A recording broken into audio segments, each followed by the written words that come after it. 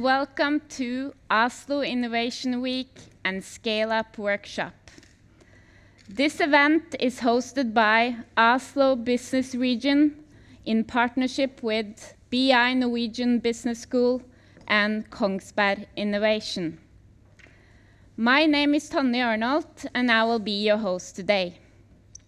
So first up, for an introduction, please welcome Siv Andersen, Oslo Business Region, and Amir Sasson, BI Norwegian Business School.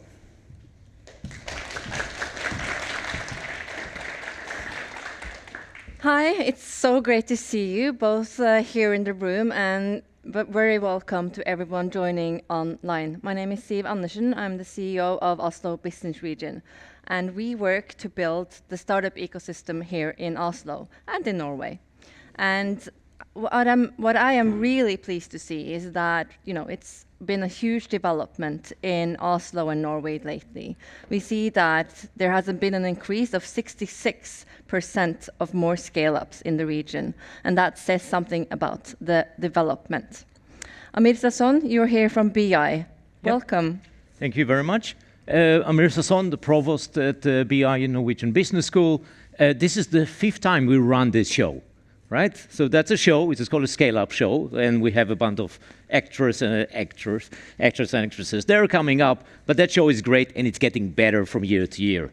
Right? As you were saying, we're growing in 66% in scale-ups in this region. So we get together, right? Oslo Business Region, the local authority, and BI and Kongsberg Innovation to run it together. So one thing, I learned from home the following. When things get tough, you better work. Right? You need to fix the problem. If things get better, it means you need to work harder, because now you really want to get those gains that are exponential. And many of you are looking for this exponential growth. We, as care about the development for society, care that society develops fast.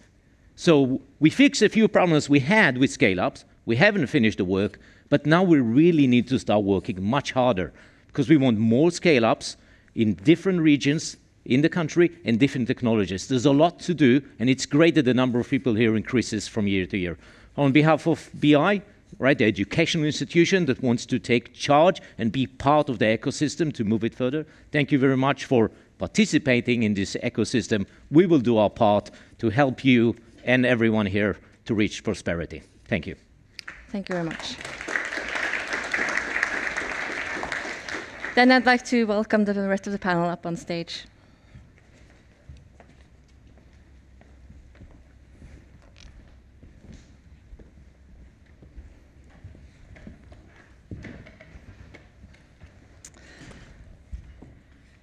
We need to foster new scale-ups for our own welfare and for our own economy, but we also need to solve global challenges. We have all read the UN report, and we know that we need to act now. In the recent few years, we've seen a lot of successful scale-ups coming out of Norway. Some of them you will meet here today, like Attensi and Oda. And the supporters, many of here on stage right now, need to be equally good. My organization only succeeds if we work together. I know it's a cliche, but we have to collaborate. But what do we need to do? Svein Olav Tore from Kongsberg Innovation. You have been part of scaling the ecosystem here in Norway for a while, and you operate in technology, deep tech, ocean, and lots of other industries. And you have 47 startups in your incubator right now, and you have invested an impressive 504 million NOK. Looking at the facts and the companies you have invested in yourself and worked with, what is the Norwegian ecosystem's strengths? Yeah, it's a big question. I think from the Menon report, we also heard the presentation of that yesterday, that we have been very successful in the startup part. We have actually established startup activities all over Norway, and we are generating a lot of startups. The challenge are within the scaling of these startups. And I think that this session is very good because here we can discuss how to increase the potential in scaling up all these startups that we have established all over Norway. And I think it's important that we need to look into today is how to develop programs. We really can focus on scaling up mature startups internationally. And I believe that it's necessary to do that in a structured way. We focus on identify customers internationally and defined value chains internationally. It's important that we cooperate in Norway, that we are able to create consortiums consisting of a combination of big and small companies. We see that the best startup ecosystems in the world are really working close with big companies, small startups, and also having venture funds that support this.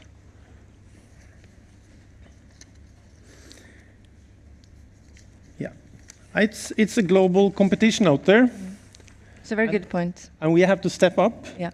We have to cooperate as in a team effort. We need to build a kind of national team to be able to utilize the opportunities that are within all these startups that we have in Norway.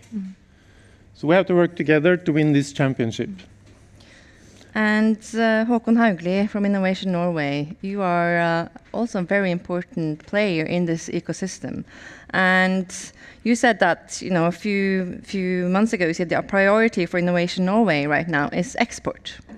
But what other fields do we need to strengthen in the next 1, 2, 3, 5 years? Well, first of all, I'm thrilled to be where we are as an ecosystem. Going into the corona crisis, we were concerned that the work that had been done by the people in this room and many others would be reversed, set back. In fact, the opposite happened. We had more entrepreneurs than in a very long time, I think actually a record. We had scaling companies, many of them. We got our first unicorns. It's debatable what a unicorn is, and maybe we should have a Norwegian term, narval, for a unicorn. But we did achieve that goal. We saw large investments in green industries with lots of spin-off potential, and everything digital got a boost. So every industry with tech at the end of it got a boost. So 2020, we called it a landmark year for us. We are on track to become one of Europe's most innovative economies. We are certainly not there. But we have made strides in the last 5 years, and this is not thanks to Innovation Norway, it's thanks to the entire ecosystem, to your point on collaboration. So where are we in 5 years? So looking forward, what do we need to strengthen? And yes, internationalization and export is important. It's not a one-way street. We need to bring global talent into Norway. We need to be an open economy for investments being made in Norway. That's key, I think. Access to capital is still a challenge for many scaling companies. And maybe most importantly, we need to find tools to deal with the large societal challenges.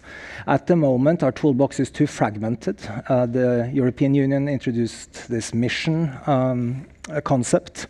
We don't have a Norwegian equivalent to that, but I think we really need to move into that way of thinking and drawing on an ecosystem which is in much, much better shape than it was only a few years ago. So reason to celebrate, and certainly not passing the goal line yet.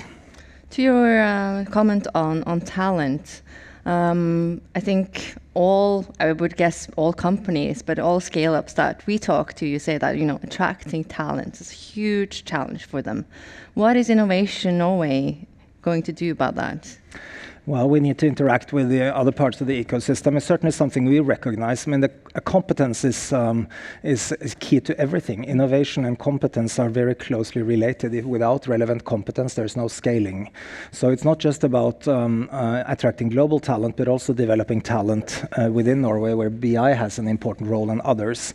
But we need to look at this holistically, and Norway is a small country, and the kind of niche expertise that we need in a lot of industries, we need to look abroad to find that. So I I think there are tools that we have not yet explored fully, like having an easier access into Norway for that kind of talent and make it less bureaucratic, less cumbersome to make that step.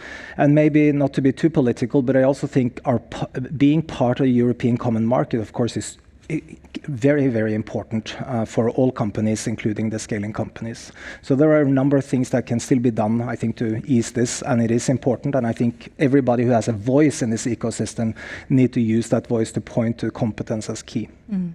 Thank you. And I think Dilek Ayan from BI Business School, scaling and startup ecosystem, of course, educational institutions play a very important role in research, students, ideas. And what I'm curious about is that you think very international. You have collaboration with China, amongst the other, and across with Kongsberg, and you work very much in collaboration. Why is that? Collaboration is, first of all, a key to be able to succeed. But I totally agree with Håkon here that competence is key. Is one of when we launched a few years back the entrepreneurial plan, it was the 4 C's. We agreed with Håkon as well. It's like competence, it's culture, it's capital, it's customers that play an important role in all of this. If you look internationally, the educational institutions have played an important role. In China, we're working close with Tsinghua, which is a leading tech university of China. In the US, you have, of course, like MIT, and also Stanford is, of course, an important player in the Scaleup ecosystem. And I think also here in Norway, you will see more and more the educational institutions working closely with leading clusters and other parts of the ecosystem. And I think just what we have seen in the recent years with numbers of unicorns coming up, numbers of scale-ups growing, I think there's the importance of thinking global and being more export-oriented as well will become more and more important.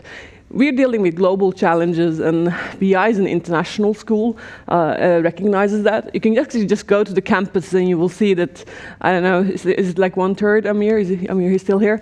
Of the students are international, of the faculty is international. And I hope in the years to come, also the ecosystem, in the total of the ecosystem will become more global and more international. We look for the international people listening in, come to Norway next year. I think it will be the largest Oslo Innovation Week that we will ever have. So please join us, and let's build new solutions for the world together. Thank you. Thank you. And over to you, Terje from Investinor, Terje Eidesmo. I read just now that you were part of 33% of all VC investments in Norway last year. That is pretty impressive. Too much. And that is 27 billion NOK, if you didn't know. It's 27 billion NOK. It's not like, a few thousand. And you have 70 companies in your portfolio, and you invest in health, in technology, environment, and so on. And how will you invest in the future? Yeah, that is also a question we ask ourselves, because to be able to answer that, you have to understand how the world is developing. And that is not very easy to tell. But for us, we think that technology is the solution, and we focus on technology. And then, of course, technology is wide, and we look into what is the big challenges, like clean water, energy, the aging people, that we need to take care of. And we have seen that in the media just the last few days. Looking at the news yesterday, talking about the elderly people that we are not able to take care of. And that is a problem that will increase going forward. So how can you use technology to help us? And then we hear, yeah, technology is good, but it doesn't really help. So then we have to find the way to use that technology smart, so that we can combine it with people and technology to make sure that we can take care of it. And then we have to, if you look at the cost of taking care of elderly people, we have to reduce that. We do not, we cannot afford to increase it. So then we have to work smarter. And the same with energy. We see the crisis right now in Europe, the power. And then the new technology, the new way, the smart cities, Internet of Things. Okay, what's that? We need more energy. So that's the things that we are looking into. And then just a comment on what is the strength of Norway. One thing I'm thinking of, and my background is from oil and gas, and what we saw there is the collaboration. The oil companies collaborated, and I think that's a strength we have in Norway. We are used to collaborate. What we call in Norwegian dugnad. We help each other. And I think we can use that. Attracting talent, I don't think that's a problem. But you have to have the ecosystem so that you can attract them. You don't have, you can't just say, let's attract people. You have to tell, okay, how do you do that? And I have done it myself. In EMGS, for instance, that I founded, no problem attracting people because we had the good setup, we had the interesting tasks, and we had some very good people that made sure that we got the best people from Europe and the world. So I think it's the ecosystem, and for me, as I said, we have invested 27 billion together with our partners. We are big, but I think we still need to do more on that, and we have a lot of things to do there, and also to work smarter together to develop the ecosystem. And then, of course, the money, always. Håkon? Well, I love these chairs, but they might give an impression that we lean back and relax. That's the last thing we do, so I'll move It's only me being on the edge. Which is great. There's a lot of advantages to our ecosystem at the moment, and when we talk about talent, I think it's important to recognize that's not just about tech. If we look at scaling Norwegian companies, we find that they underinvest in commercial competence compared to other countries. So to find effective salespeople early enough in the process, work conscientiously with marketing and branding is equally important. And so this is advice that we've tried to give in the innovation speech and elsewhere to companies. To when the 20th position is to be filled, don't fill it with a 20th engineer, but do think about the balance of the company and start a branding strategy early on. This is an area where Norway lags behind other countries, whereas in other areas we are ahead. So commercial competence, we should around breakfast tables advise our children to become salespeople. I don't think that happens very often. Terje? Just a comment on that. I totally agree, and I think that's, if we should talk about weaknesses, that's one of our weaknesses. I think on the technology side, we're really good. On the business side, we are not that good. So I support that. That's very important. Short comment, Dilek. Yeah, I will just add, Norway is one of the leading maritime tech in the world. We have the most advanced ocean cluster in the world, where both the energy and the marine and the maritime side, is very global in its activities and engagement. So if you also, and we also see with the climate change that all this green tech is coming up with the health crisis related to corona, everything, all this health tech came up, and also a lot of unique tech related to mobility and transport you can find here in this region. So so if you are a startup, working with some of these challenges, to find competent capital and networks and competence, you should actually come to Oslo and Norway in general. We look forward to welcoming you. That's everything we have time for now. Thank you so much to the panel. Thank you.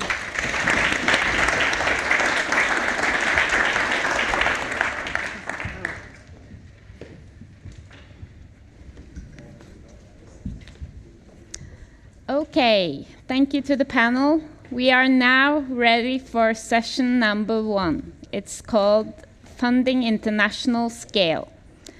And I also want to mention that check out Slido. We have a question during the program.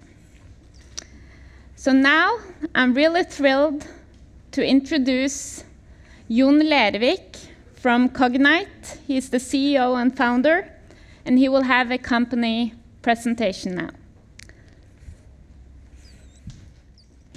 Excellent. Yeah, good morning. So I'm John Lervik, the CEO of Cognite. I'll talk a little bit about our journey.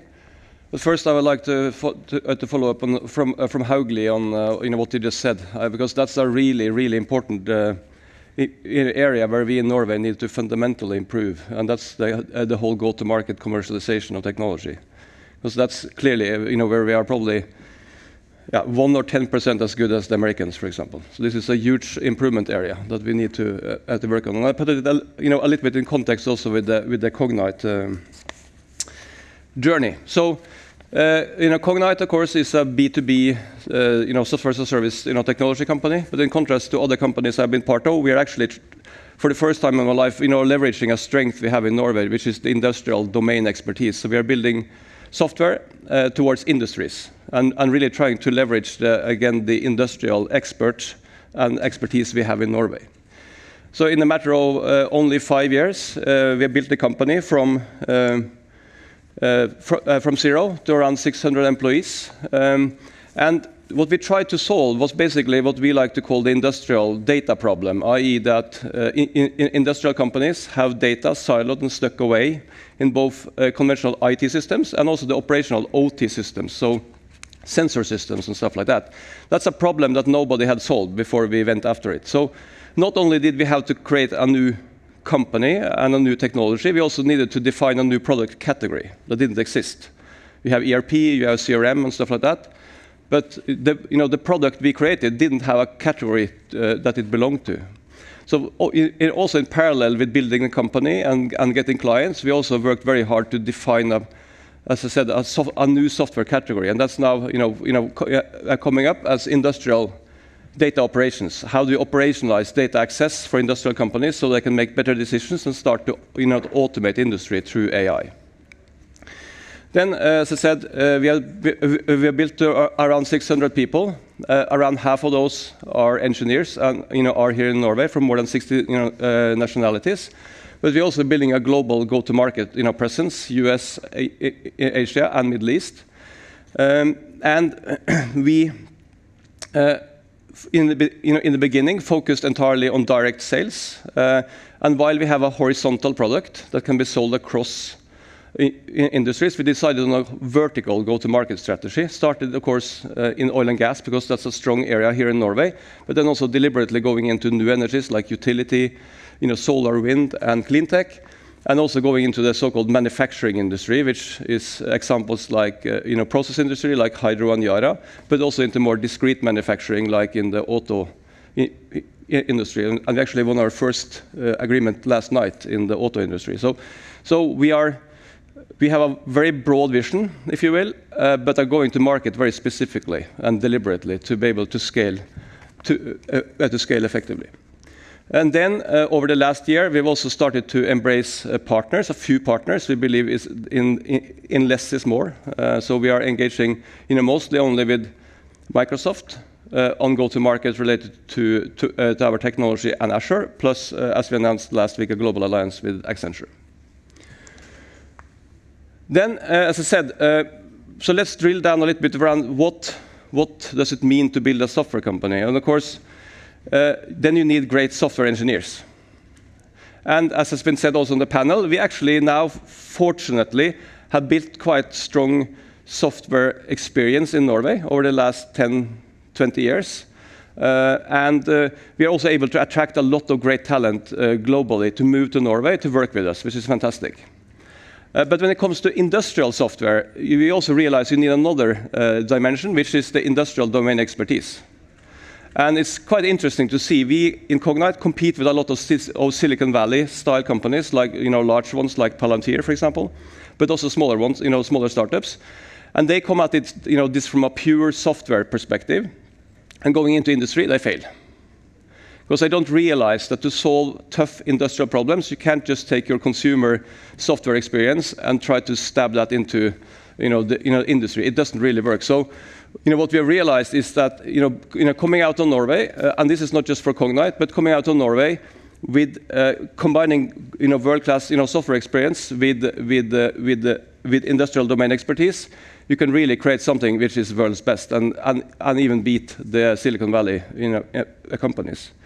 Of course, in our case specifically, we partnered with Aker from the beginning, and they gave us that industrial domain expertise, so we were able to grow very quickly from the beginning, because we got immediate. We didn't have to run around and find new clients and do small projects. We could start immediately with a large industrial company, AKBP, build product, and then scale out, globally, as I explained, on the previous slides. Then, okay, so what does this mean? What's the addressable market? And what is really exciting, and I think a lot of you probably don't have much understanding of industry, like I didn't have either 5 years ago. But if you go into industry, you will realize that it's like going into a candy store from a technology perspective. There's so many opportunities. There's so much waste. There's so much inefficiency. There's so much improvements that needs to be done from a sustainability perspective. That it's really huge. And this is just the addressable market for, CDF is Cognite Data Fusion. It's our core product. We see tens of billions of dollars of market opportunity for just one product from Cognite, and it's huge. And this, of course, is it's both very exciting, but also a little bit scary. How do we approach this again? As I explained earlier, we started off with the building from the strengths here in Norway, oil and gas industry, moving into renewables, moving into manufacturing, and then trying to scale it by opening offices in the US, in Japan, etc. And we've had a very nice growth journey and all of these things, fantastic. But we are only up to maybe $100 million of revenue. Great, of course, it's very good in 5 years, but it's tiny compared to this. So then we realized that to really be able to exploit that opportunity, how do we do that? Okay, we have Aker, fantastic. They have great industrial domain expertise. We have a bunch of software people like myself that have some experience in growing companies, but it's not really enough. And then about 2 years ago, we started to get in touch with growth equity firms, VC firms, and stuff like that. And as we talked with them, we realized that if you're able to find the right partners, we can really not only get money, because that's relatively easy to get, these days, but actually get the expertise, the network, to help us grow, further. And that's why we brought in Accel last fall, around a year ago, and then also this spring TCV. So these are two of the top so-called growth equity companies in the world, and they have it's not only the people in the companies, but it's the network they have. So every week we talk with other companies that they have invested in, with executives, to learn around do's and don'ts, and what they have done at the build companies. So typically companies that are 2, 3, 4, 5 years ahead of us. So we don't, again, we can focus on doing the right things and avoid the mistakes that others have done. So this for us has been a really a great experience that I will encourage others to follow us as well. But over time, of course, I also hope that we in Norway can build a lot of that competence in the country, because so far it's too weak, as was said. Yeah, so that was just a quick intro on Cognite. And we raised around $225 million, so 2 billion kroner. So we have now, both cash-wise, but also importantly, in a competence-wise, in a good position going forward. Yep.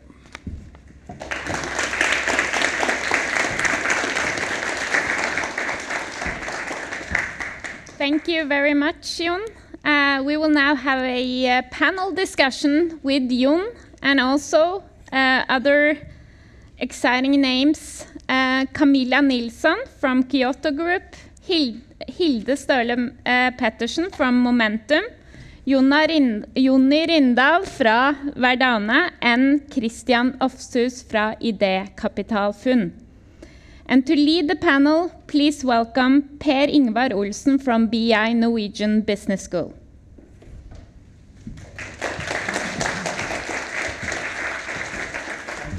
Good morning, everyone. It's a pleasure for me to moderate this, and please have the seats. So what we'll discuss now in this session is the financing of growth companies out of Norway. As we all know, venture capital industry is the industry of the world which is specialized in exactly this topic, how to scale. They do it again and again if they have some experience, as John Marcus also explained to us. So this is an industry which business is scaling. And to them, startups and tech companies are sort of the market for ideas is sort of the target of this industry. That's what they're looking for. So to find the high growth opportunities and then figure out how to scale them, that's what they do. And of course, we all know that scaling also is one of the more difficult things you do in your life if you start to do this. And also issues like how to align the interests of the tech guys, the entrepreneurs, and the financial. So to align the interests so that you may do these difficult challenges, these travels together. That's part of the challenge. So let me just start by asking you, Camilla. You're not in the venture capital. You are a Kyoto group. No, Camilla. Yeah. Yes, sorry. There are different ways, different kinds of investors, depending on what the substance matter of the business is. So as we see now, you're in one kind of a business, you're in another one. So could you say something about the Kyoto company, and then what kind of financing you have been doing in your company? So Kyoto is in the energy sector, storing thermal energy and aiming to help the industry phase out fossil fuels. So we are in the heavy industry sector, and it's a huge difference if you are industrial startup to have an industrial owner on your or industrial player on your shareholder base. It makes a huge difference. Maybe it's even a critical success factor. It does not only bring the competence, the resources, the experience, the global footprint, the access to market, but maybe more important, it brings the validation of your company and the technology, which gives peace to the rest of the investors, that someone with competence have really validated this company. So it makes a huge difference. You are piggybacking on the credibility of that industrial player. But it's important to find the right one. You're going to invest a lot of time in that relationship, and it's going to have a huge impact on your company. So it's important to find the right player to team up with. And it's a lot of benefits, but it's also demanding. It's demanding to have a very competent owner. They're going to ask all the right and the difficult questions, and they're going to have a lot of resources to follow you up. So you need to be prepared for that and be staffed to invest that time in that relationship. And you also need to plan for time. It takes time. Those large industrial players have long decision processes. So if you are aiming to raise capital with a large industrial player, you need to have a time horizon of at least 6 months, preferably more. So plan for long decision processes. And maybe also avoid dependability. Try not to team up and be very dependent on just one, and not only on the shareholder base, but on the partnership side, on the markets you select. Try to have options, because you never know exactly what will fly and what will not. So to follow up with a question now, usually venture capital, or all the time, they have an exit plan. Either you sell it to another company or you go to the stock exchange. How do you align your strategies with the industrial investors in sort of fixing the target? Are there any challenges or any things around this that are different from what you would expect from a venture cap investor situation? Yeah, I think the strategy is very different. The industrial player do not have an exit strategy, but want to use your innovative technology to leverage their own company. So it's more about building industrial relationships and projects and activities together. So this is a lifelong marriage? It could be. Could be.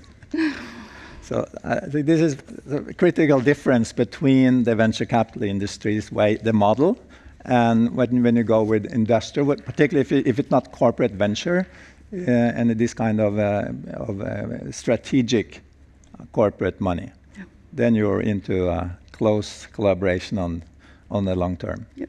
right.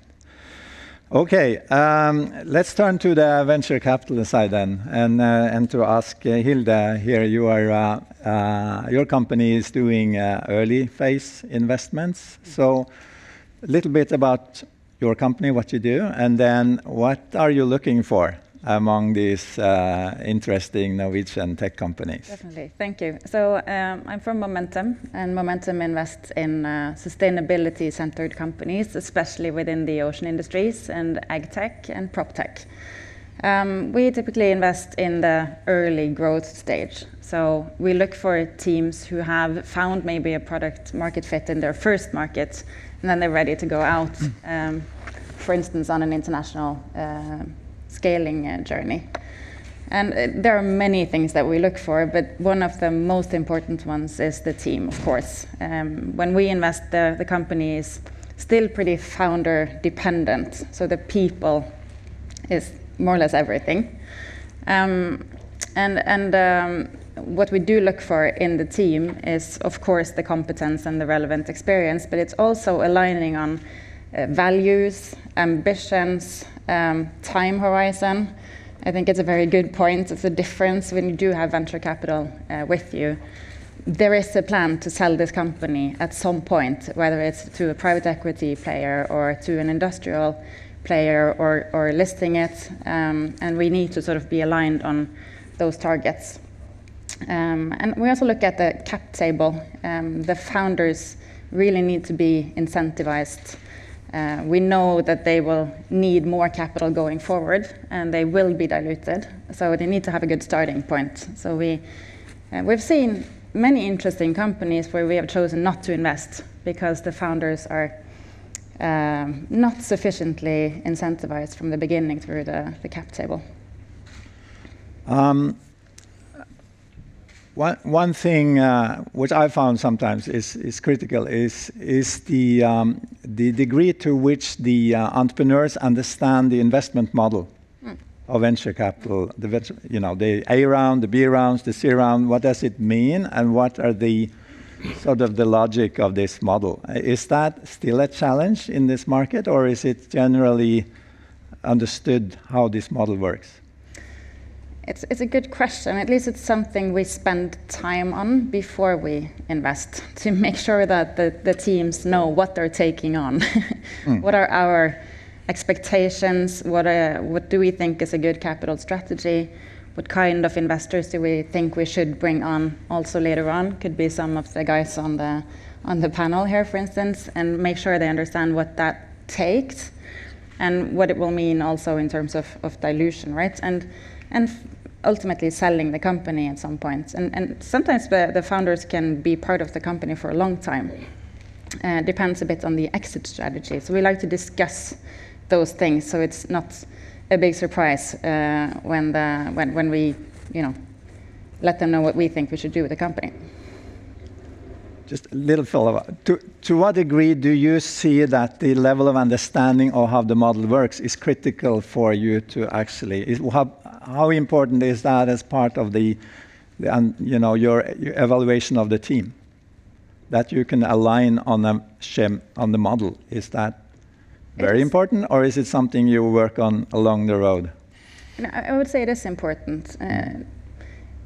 Not so much understanding, our model maybe, but having that same ambition that we want to scale this company fast and big, and we share that ambition, and we discuss what it takes, and are they willing to do that? I mean, one example is we're looking at a company we found very interesting, and then they had a competing term sheet, which was actually a trade sale, so that they could sell the whole company. And we understood in the process that the founders actually loved that idea of coming into a bigger system, having responsibility taking off their shoulders. And then we realized, okay, but that's what you should do. We shouldn't go out on this venture journey together if you're seeking sort of safety and a home now, right? So that can, be decisive actually. Thank you. Okay, Christian. You're also doing venture capital investments.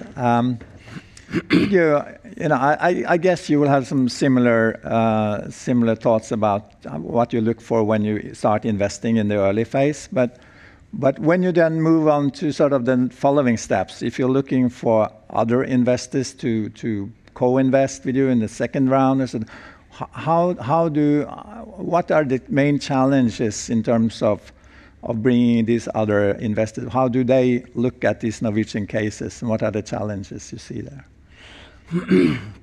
I think what you need to have proven to bring in at least one of the top tier VCs is you have to have kind of successfully addressed a big economy outside the Nordics. So if you talk to a lot of the big international VCs, they will look at the Nordics as more or less one market. So if you haven't succeeded in the UK or France or Germany or the US, it's less likely that they will say that you have a proven international scalable business model. So kind of the global footprint. So then you say there is a top level actors, there is a second level, there's a third level. So depending on how you see the opportunity for these companies, you have to address sort of the adequate level of it's the industry. It's definitely different tiers. So Jon Markus have the top tier. Definitely, and perhaps very big VCs or actually growth equities, perhaps more. There are definitely tier 2 and tier 3 players, which can be fantastic, but they might be either more vertical focused, they might be more focused on specific geographies, and they're usually quite smaller. So they have smaller funds, smaller teams, and perhaps a shorter history. When they look at Norwegian cases, and you think about your own, what are the strengths of the cases that we have here, and what are the weaknesses when viewed in this, the next scale?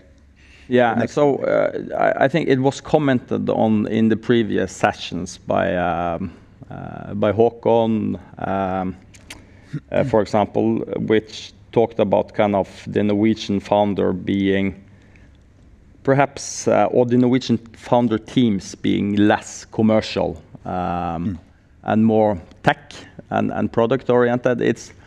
It's probably more companies in Norway founded by engineers, so they have a technical background. But they also produce fantastic products. And I think this has changed a lot the last 4 or 5 years. So this it's less of a truth now. We meet founders that are extremely commercial, and they have a very solid winning product in kind of as the base for the growth, but they are extremely global minded, kind of born global minded. Some of them start addressing global markets almost before the Norwegian market. So it's definitely changing. It's a cultural change or a competence change. Yeah, and that's I think it has a lot to do with the SaaS model and how you can so easily scale the SaaS model if you have a good product and you have a good go-to-market strategy. So still a truth, but less so than some years ago, I would say. Okay, Johnny Verdane, you are located across Northern Europe. What are the trends that you see now in this, the market for tech scaling activities? What are the present picture that you see from your positions? I think there's several trends, and depending a bit where you look at the market from. I think from the tech space, I think what's mentioned here on the SaaS technology part is making it easier to market your products and solutions outside the Nordic region. On the other hand, you're also getting increased competition from the ones from the outside. So I think it's the marketplace is becoming more competitive. And on the customer side, what we think is happening now is that this platform discussion that we had for the last maybe 5-10 years, in terms of buying a platform or if you're buying a best of breed solution, we think that best of breed is really now also based on what we see in the integration space, ease of integration, APIs, open software. We think that best of breed is really coming back full speed. Large corporations, enterprises are not afraid for buying best of breed solutions. They are maybe more afraid of the big enterprise solutions that are being, especially now with the COVID, you see that it's slow to change. Time to market is really difficult. From our side, the challenge is the window of opportunity for a solution is shrinking, kind of. You don't really have 5 years to develop a system and then go to the market. It's changing totally. I think it's also been mentioned here that the model that you go to the market with is one part is the solution, one part is let's say the marketing, sales, commercialization. And I think if you look at the US, if you compare a US startup or a US company, there's a huge difference between how they spend the spending, the cost side. They may be spending 2/3 on marketing and sales and 1/3 on the product. In the Nordics, I think we do the opposite. And of course, that's difficult. And they sell before they actually have the product. But they also do that by having, we have seen companies with going into the boardroom and the expectations from the investor is like 10% growth, but it's not per year, it's per month. But they're also then willing to pay up for doing that, taking that risk. So I think it's and that is changing. I think what we see in the Nordics now that is changing, and it's coming back to this window of opportunity. If you really want to grasp a part of the marketplace, you have to do it fast, because it's changing so rapidly. Yeah, which means that entrepreneurs who try to do this, they don't have the time to learn how to do this. Is that right? So it's increasingly more difficult to be able to learn as you go. Yeah. And what are the implications for how you think about the recruitment of the people into companies that needs to do this? How are you thinking about this acquiring the competence problem that scaling involves when the speed increase and the scale increase and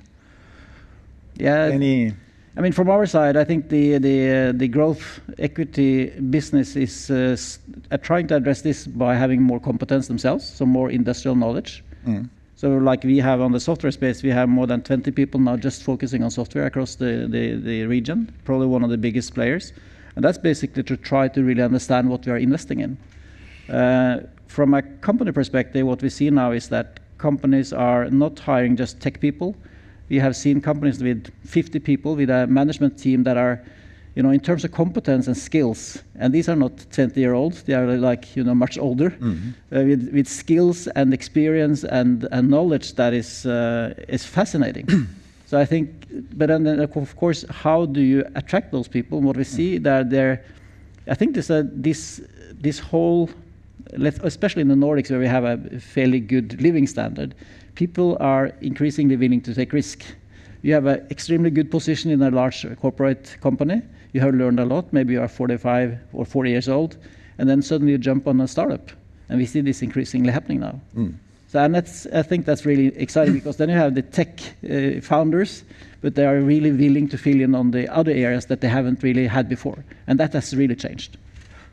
Do you have a comment? Yeah, it was just something to say that we now finally maybe see some really good success stories from Norway, where some of the entrepreneurs or some of the early employees can go out of one system and feed back into new companies. Because yes, things are happening fast, and you need to be, best in class at all times, and that's difficult. But it's less difficult if you attract someone who's done it before. So that kind of experience is super valuable, and of course you can have some of the same by attracting a competent capital. Bring on some of the big European VCs who've done this 1,000 times before. Yeah. I have a question for you, John. Yeah, Marcus. I heard some of these investors in Silicon Valley explain about blitzscaling, when things need to go really fast. And then when you introduce bad management, really bad management, you recruit a lot of people and you throw them all in and you ask them to go recruit all the customers. And then the customer starts complaining and you shut down the service office. You know, you don't answer any calls. You don't care because you have to take positions and you have to do this fast. Now, from your company, when you bring in these top-tier investors, you get all the money and you expect to grow fast. In your situation, how do you see this challenge of growing fast from your base? Yeah, first, I'll get back to your question, but I think we actually, blitzscaling is one of those books I've had a lot of people read in Cognite, because very few people in Norway has been around the block before. Yeah. So it's the first time they're going around the block. And they're extremely smart. We have been fortunate hiring some of the best people in, or most intelligent people in Norway, let's say. It's not necessarily best because they haven't been around the block.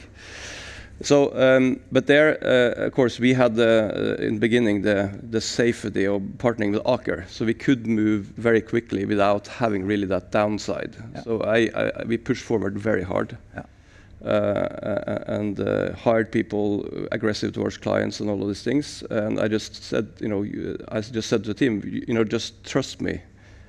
I know what we are doing. Let's go. Okay.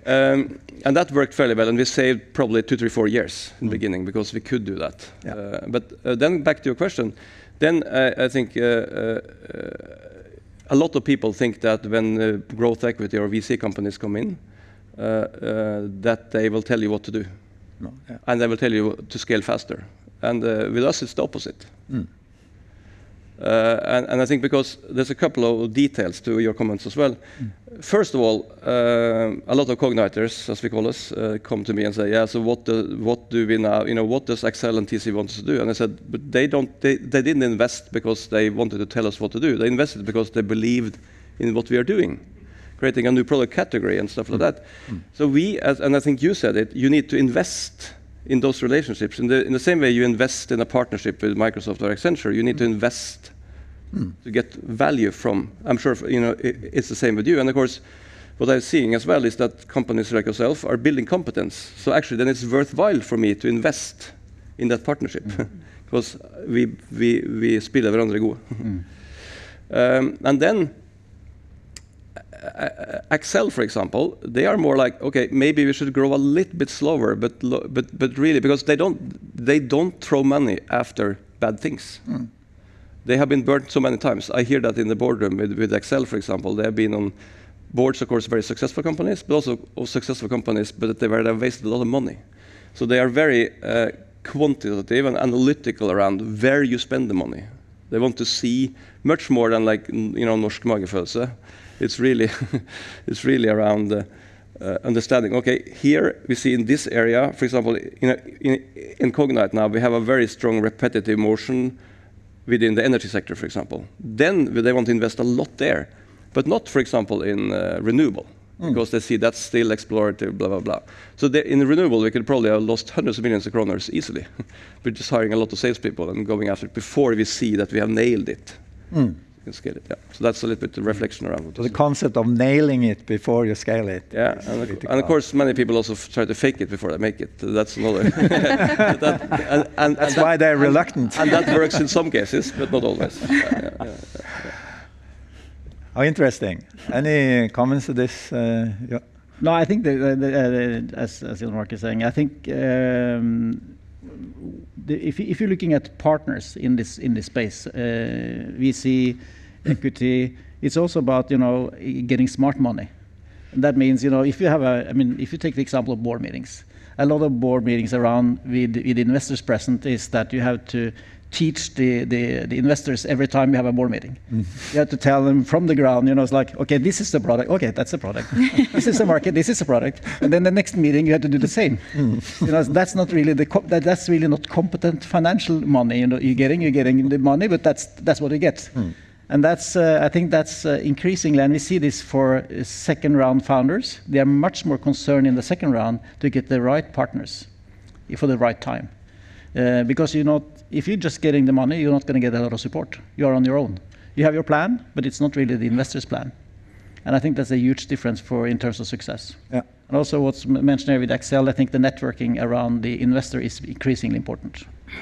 How can they assist you with not just with the financial and the knowledge, but the whole network around the companies that they own, the portfolio companies, and how they can actually then bring that competence across the whole portfolio platform to the other. That means bringing in people who have seen the movie before. Yes, exactly. Christian.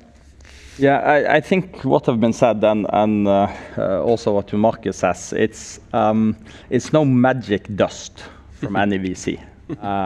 They will not start a business development department for you and open 1,000 doors and in comes 1,000 customers. So from a VC perspective, kind of knowing you invest in a team that have the ability to execute. You believe in the strategy, you believe in the plan, and you believe it's a team that can execute. That's always the basis for an investment decision. And I think when you get good VCs on board, you get on board partners that have been around the block with other companies. They know what you are trying to do. They can be patient when you are kind of down in the valley. And are able kind of to walk the walk together with you. But I think kind of the magic dust, and I understand that's basically what you are saying as well, there are no magic dust. It's hard work, and it has to be done by the team. Okay, the topic of this day is one of the core questions we've been asked to sort of raise with you is whether the next unicorns from Norway will sort of look the same, be of the same kind. And now we have one here, Cognite. Will the next ones be of a similar kind that will be tightly connected to and piggybacking on a large industrial system? Or is it something else we're looking at? Have any... Maybe you're the next one. That's a million-dollar question, isn't it? But I think the startup activity is increasing, and I think that's the excitement and the beauty. You don't know what will fly and what will not, but I'm sure there will be more unicorns in Norway, and we are out recruiting now and taking a step change in the scaling, and we actually see that Norway as a brand is helping us to recruit from abroad. I've heard people in Silicon Valley saying that it's Norway it is happening now with the green shift and the renewables and everything. We have a lot of people from Southern Europe wanting to move to Norway. So it will probably not look the same because it's a lot of change happening. It will be more diverse, but yeah, there will be more unicorns, that's for sure. So you say implicitly that it'll be in the space where we are strong from before, in the ocean, tech, and energy and renewables, in that space. I think that where you have your core competence is where you will be able to win in the future. So I don't think it will be the apple will fall very far away from that. Johnny? I think if you ask an AP investor, that's probably the dream they have to identify and invest in this. So, if some of you have any names on that, please call me. But joke aside, I think what is happening with the examples of Cognite, we have seen this in Sweden. When you have the first, second, people starting to realize this is possible. You're starting to have, you're sharing, how can this be done? You're getting Norway on the map. So I think you attract also a lot of interest just by doing that. We are in a political situation in Norway that I think is ideal, in terms of marketing our solutions. But I think maybe the most important thing is we are already at a very high level in terms of how we digitize the whole society. So if you take, we have a company, we have an office in Berlin, in Germany, and when we look around in the marketplace, we can bring Norwegian companies, and you can take the version software three versions ago, and you're still competitive in some areas. You don't need to really spend 100 more million to approach the German market. You can take the release that you had in 2018, and it's still good. And I think that mind shift is really important when you're trying to take a product outside. Great. it is the billion-dollar question. I definitely think that Norway can play a role in the green shift, and that we should focus on the industries where we have a lot of experience. So that's also where we focus our investments. And when it comes to industrial ownership, but there are some examples here that are great, that can be a very valuable way of scaling, to do it sort of on the back of an industrial giant. Sometimes it can also be difficult, and I think it's right for everyone. If you have a big industrial player coming in early, that's something we look at with a little bit of fright sometimes. If it's the right one and they have the right agenda, and they don't close other strategic doors for you, then it's good. But there's also a risk that you can be sort of swallowed by the system, and you lock other exit routes. So just a little note of warning there. But again, we do see some fantastic examples of efficient scaling that way. Christian? Yeah, it's the unicorn question. Yeah, it is. It still is the same question. Yeah. I think if you look 5-7 years ahead, we will have many. I see a big bunch that I'm quite sure a few of them will quite rapidly grow into the unicorn area, and I think it will be in the B2B space. I don't see now or in the near future that Norway will be a fantastic B2C country where you hear about the company day one and 180 days later it's a unicorn. It's not happening in Norway. We build tech that needs to be sold over a bit longer cycles. Okay, the last from you, John. So you're obviously in the right space then.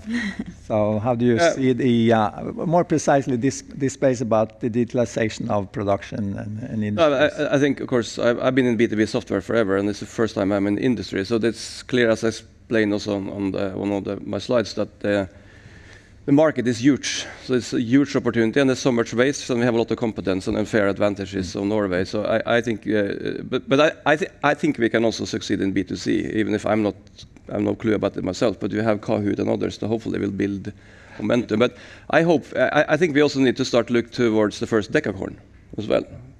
Right, so hopefully in the next 5 or 10 years, because a unicorn is nice, but decacorn, then you're starting to be really a global player. So that should be our objective. Okay, so then I think we have hopefully enlightened all of you with some insights, and thank you to the panel, and thank you for listening to us.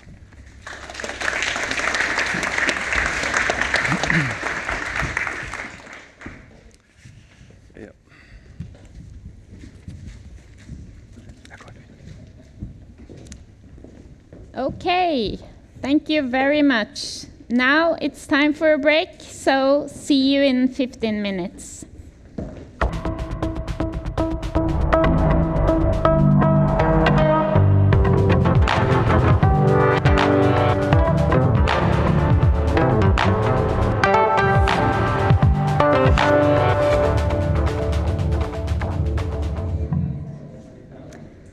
Hi, and welcome back to Scaleup Workshop.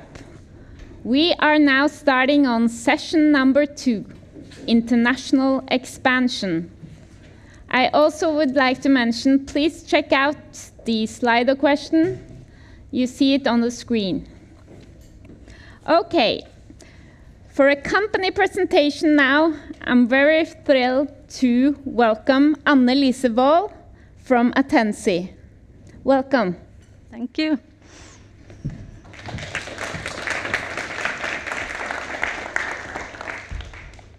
I'll do like this because I tend to do like a lot of this when I talk. My name is Lise. I am CTO and COO of a Norwegian scale-up called Attensi. We do gamified simulations for the corporate learning market, and I'm going to show you what that looks like.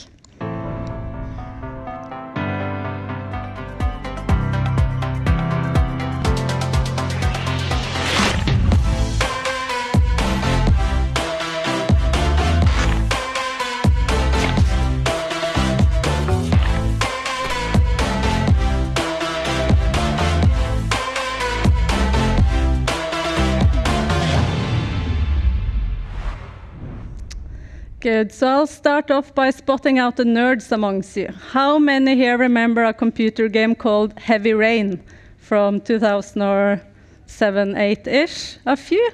It was a very niche game, so that's good. But they proclaimed to be, or was trying to be, the first computer game triggering emotions so hard that they would make the players cry. So that was a bold ambition. If they succeeded, I don't know. It was heavy on the facial animations, on the body language, and also on how to make the face look real and how to kind of interpret emotions between people. And this is also what we try to do every day when we create learning for big organizations like Starbucks, Daimler, Circle K, at home here, Norgesgruppen, Avinor, DNB, etc. We create simulations that look like this, so you can train on, for instance, your next employee conversation, your next tough conversation. Try to tell this woman that she's not performing in her job. And she will act up, or she will start to cry, or she will be like any other employee. And I can tell by the stats and the data that we collect that you will fail over and over and over again. But by triggering your emotions while training and having you train lots, you will be better. So at some point, you'll succeed in that conversation. So we are now a global company founded in Oslo in 2012 from a founding team that was a combination from Funcom, game developers, and also e-learning. And from Funcom, we knew two things. We knew, or had some key insights. We knew how to create the tools that would make game engines or gamification platforms succeed. How could any of you and any of our customers create gamified learnings without any developers or any game designers on board? We also knew that simulation-based training works. How do fighter pilots train? How do surgeons train? They train with simulation-based training because it's the next best thing to reality, right? It's risk-free, it's cost-effective, and it's really, really realistic. And just as Lervik said in his presentation earlier on, we also then had to create our own domain, or our own kind of place in the market, because our competitors are e-learning, it's classroom training, it's video training, it's the status quo, kind of. And we come in with such a new innovative product that, what are we, kind of? So do we place ourselves in learning management systems? Do we place ourselves in e-learning? What's our name? What's our kind of core domain? We had to kind of reinvent our position in the market. So last time I was on this stage was the first event you guys had, and that was in, I think it was 2017 or 18. We were like starting in London. We had gotten our first Norwegian investors, Viking Venture, which is a Trondheim-based venture capital firm. And we were starting on this kind of international journey. And it's really fun to be here now, of course, to have succeeded, and also to tell you a bit more about what we've learned in these past years.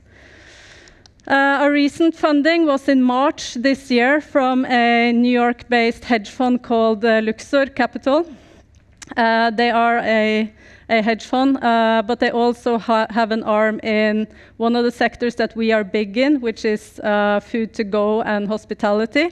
So they are a joint venture with something called Delivery Hero, which to us Norwegians, we know Foodora. It's one of their companies, Food Panda, other kind of food to go companies. And that's one of the big sectors for us. And thus, it was important for us to connect with investors who had domain expertise in one of our big sectors. And that's kind of one of the core learnings that we've had along the way. And we've had tens and tens of investor conversations, pitches, term sheets, what have you. And to choose the investors wisely is super important. Not just go with the first pile of money that comes to your desk, but spend time in that process to find both the ones that has the domain knowledge, but also the geographical knowledge that you're looking for, the network that you actually need to succeed either in the sector or in the market. For us, in the first investment, that was Viking Venture, who is a local fund, Nordic in their profile, software as a service in their profile. We talked to several others where we would have been, to put it like, just another asset in the portfolio. Could have been valuable, but for us, coming in with Viking, who then had the expertise in how to scale a software as a service. What Haugli said in the beginning here, hire your next hire should be a sales rep, not an engineer. Viking came in with that mentality, and we were like, no, we need to build tech. We need to build more awesome tech and products. And they came in and said, no, you have to professionalize your sales department.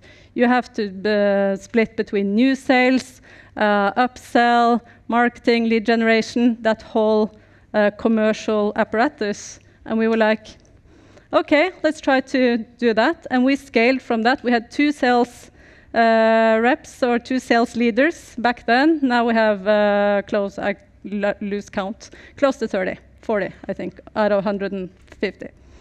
So choose that profile and also make sure that you share the vision, that you have the same end target. It's not just about, it is about increasing the value, of course, but how to increase the value, and also that you have the same step plan. What's the targets the next 2 years, 3 years, 5 years? Typically, that's the horizon. And then make sure you have a laugh. Because, as the last point say, this is a hire you can't fire. It's not someone you can just coach out of your business. You're stuck with your investors for a long time. So make sure that they are people that you can trust, that you can argue with, that you have a good relationship with. Because at the end of the day, we're building the business together. Also, now, I forgot to mention on the previous slide that we are in Oslo now, 100 people here, 50 people in London, about to set up in Boston. So if COVID hadn't happened, we'd been in Boston a long time ago. We have offices, we have customers, we have no people. So trying to hire there now, and people are ready to go, basically, when restrictions lift again. But what we learned from Open in England in 2017 was to send our best people. We had 2 on sales back then. We sent one of them. But the failure we made with sending Christer, who was one of the 2 brilliant sales leaders we had, was that we sent him to the UK, knowing he would succeed or hoping he would succeed. But we thought, this is a Superman. He can keep his Norwegian portfolio of customers and go and land new customers in the UK. And he was stretched so thin. He traveled back and forth. He didn't have enough time in Norway. He didn't have enough time in UK. And half a year in, we were like, this doesn't work. We have to, because he had built such a strong relationships with his customers in Norway, right? So moving them off his portfolio and into a brand new team member on the sales team was risky. But we had to take that risk because Christer wasn't able to succeed in London if he hadn't 100% of his capacity in his new market. So that was like a key learning, but also one thing that we did, which I think we did really, really good, was that set them up for some quick wins. I mean, lower the price, be flexible on the terms, do some hustling in getting those 2 first customers, not only for the team there to feel that success, but also for you to get reference customers in the market. That's super, super important. We came to London. No one had heard of Norgesgruppen. It's big here, but we were like, we have all of Norgesgruppen. We have Kiwi, we have Meny, Joker, and they were like, and? So then we got Itsu, and we got Eat, and we got some of the big names in London in the food-to-go sector, and that was a door opener. And then the CEO of one of those companies went on the stage of a big retail conference and told his crowd about us, and then the snowball started rolling. Also, when we started in the UK, we talked to a lot of companies, and the same now with Boston. We talk to a lot of companies who have succeeded in those markets. And we hear so many things. Oh, you have to do marketing like this. You have to hire sales team that work this way. You have to do your lead generation in this way, in this market, because London is so different from Oslo, or Boston and the US is so different from Oslo. So we went in there and thought, okay, we have to reinvent the wheel. We have to learn how to sell the UK way or the US way. And then again, the lesson looking back is that no, what we knew from Oslo and from Norway and the Nordics, and we also had customers in Germany, was what made us succeed in the UK, basically. So we knew that we're, what you call in fancy terms, high-touch enterprise sales. We're quite expensive. We work really well, but we're a heavy sales compared to click a button and buy a Salesforce license. We're not there, so we're kind of heavy on the consulting sales side of things. And to do the same in the UK was super important, and also to piggyback on our customers, our international customers that we had in Oslo. To piggyback on them and to do a land and expand strategy has been key. We now have customers in all of Europe, in the US. Before we open now up in the US, we have 8 customers there already, which has primarily grown with us from Nordic or UK relationships. But this case of Circle K, which started as a tiny project in Oslo, we're going to train them on what was then hybrid working, which was like knowledge-based seating facilities in their new offices. And then that was a big success, but it was like a one-off. And then we started training the people in the gas stations and the people on the call services, and like the snowball started rolling also there with big success. And then we're now piggybacking on them into the US. And then Couche-Tard, their owner, is interested, Canada is opening, and so on. So if you get like reference customers, first customers who are local but with a global ownership or reach in some way or form, try to kind of get them on board and piggyback on them going out. I talk way too much, I see on the clock here. It's also easier to score if you aim. Your market is probably massive. Ours was as well, like learning and development market is massive. So for us, we had a few sectors that we were really successful in.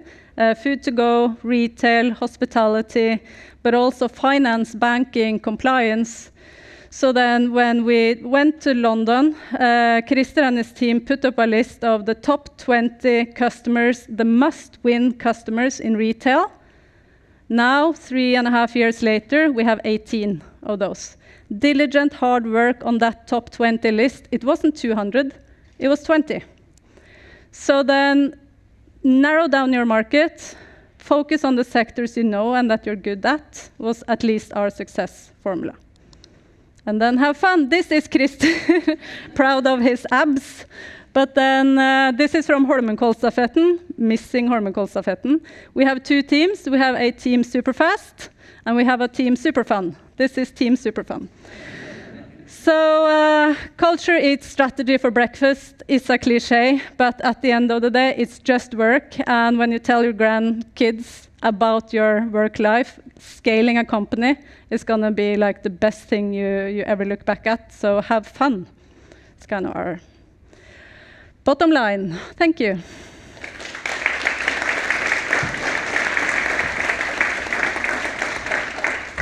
Yeah, that's a good way of ending a presentation, I would say. So we will have a panel discussion now.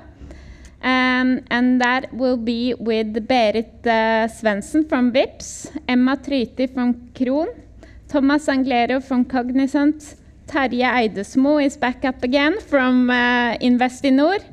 And to lead the panel discussion, please welcome Lars Johan Bjørkevold from Scaleup XQ.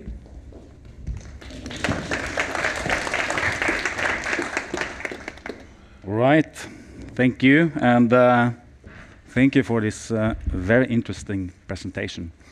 And first of all, I'm honored to be here together with so much know-how present in the audience and in the panel. So it's going to be interesting to hear more about your experiences when it comes to international expansion. Listening to the panelists and listening to the talks today, there's a lot of interesting points when it comes to entering new markets. You have to be fast. There is high competition. And you will also prioritize your commerciality over product. There's a lot of discussions about this, that we're not too well positioned in Norway right now, but it's changing. So I would like to just follow up with you, Annelise, when it comes to your plans. You've been expanding in the business quite rapidly over the years. So how have you been prioritizing entering markets? Like what kind of market, which markets to address?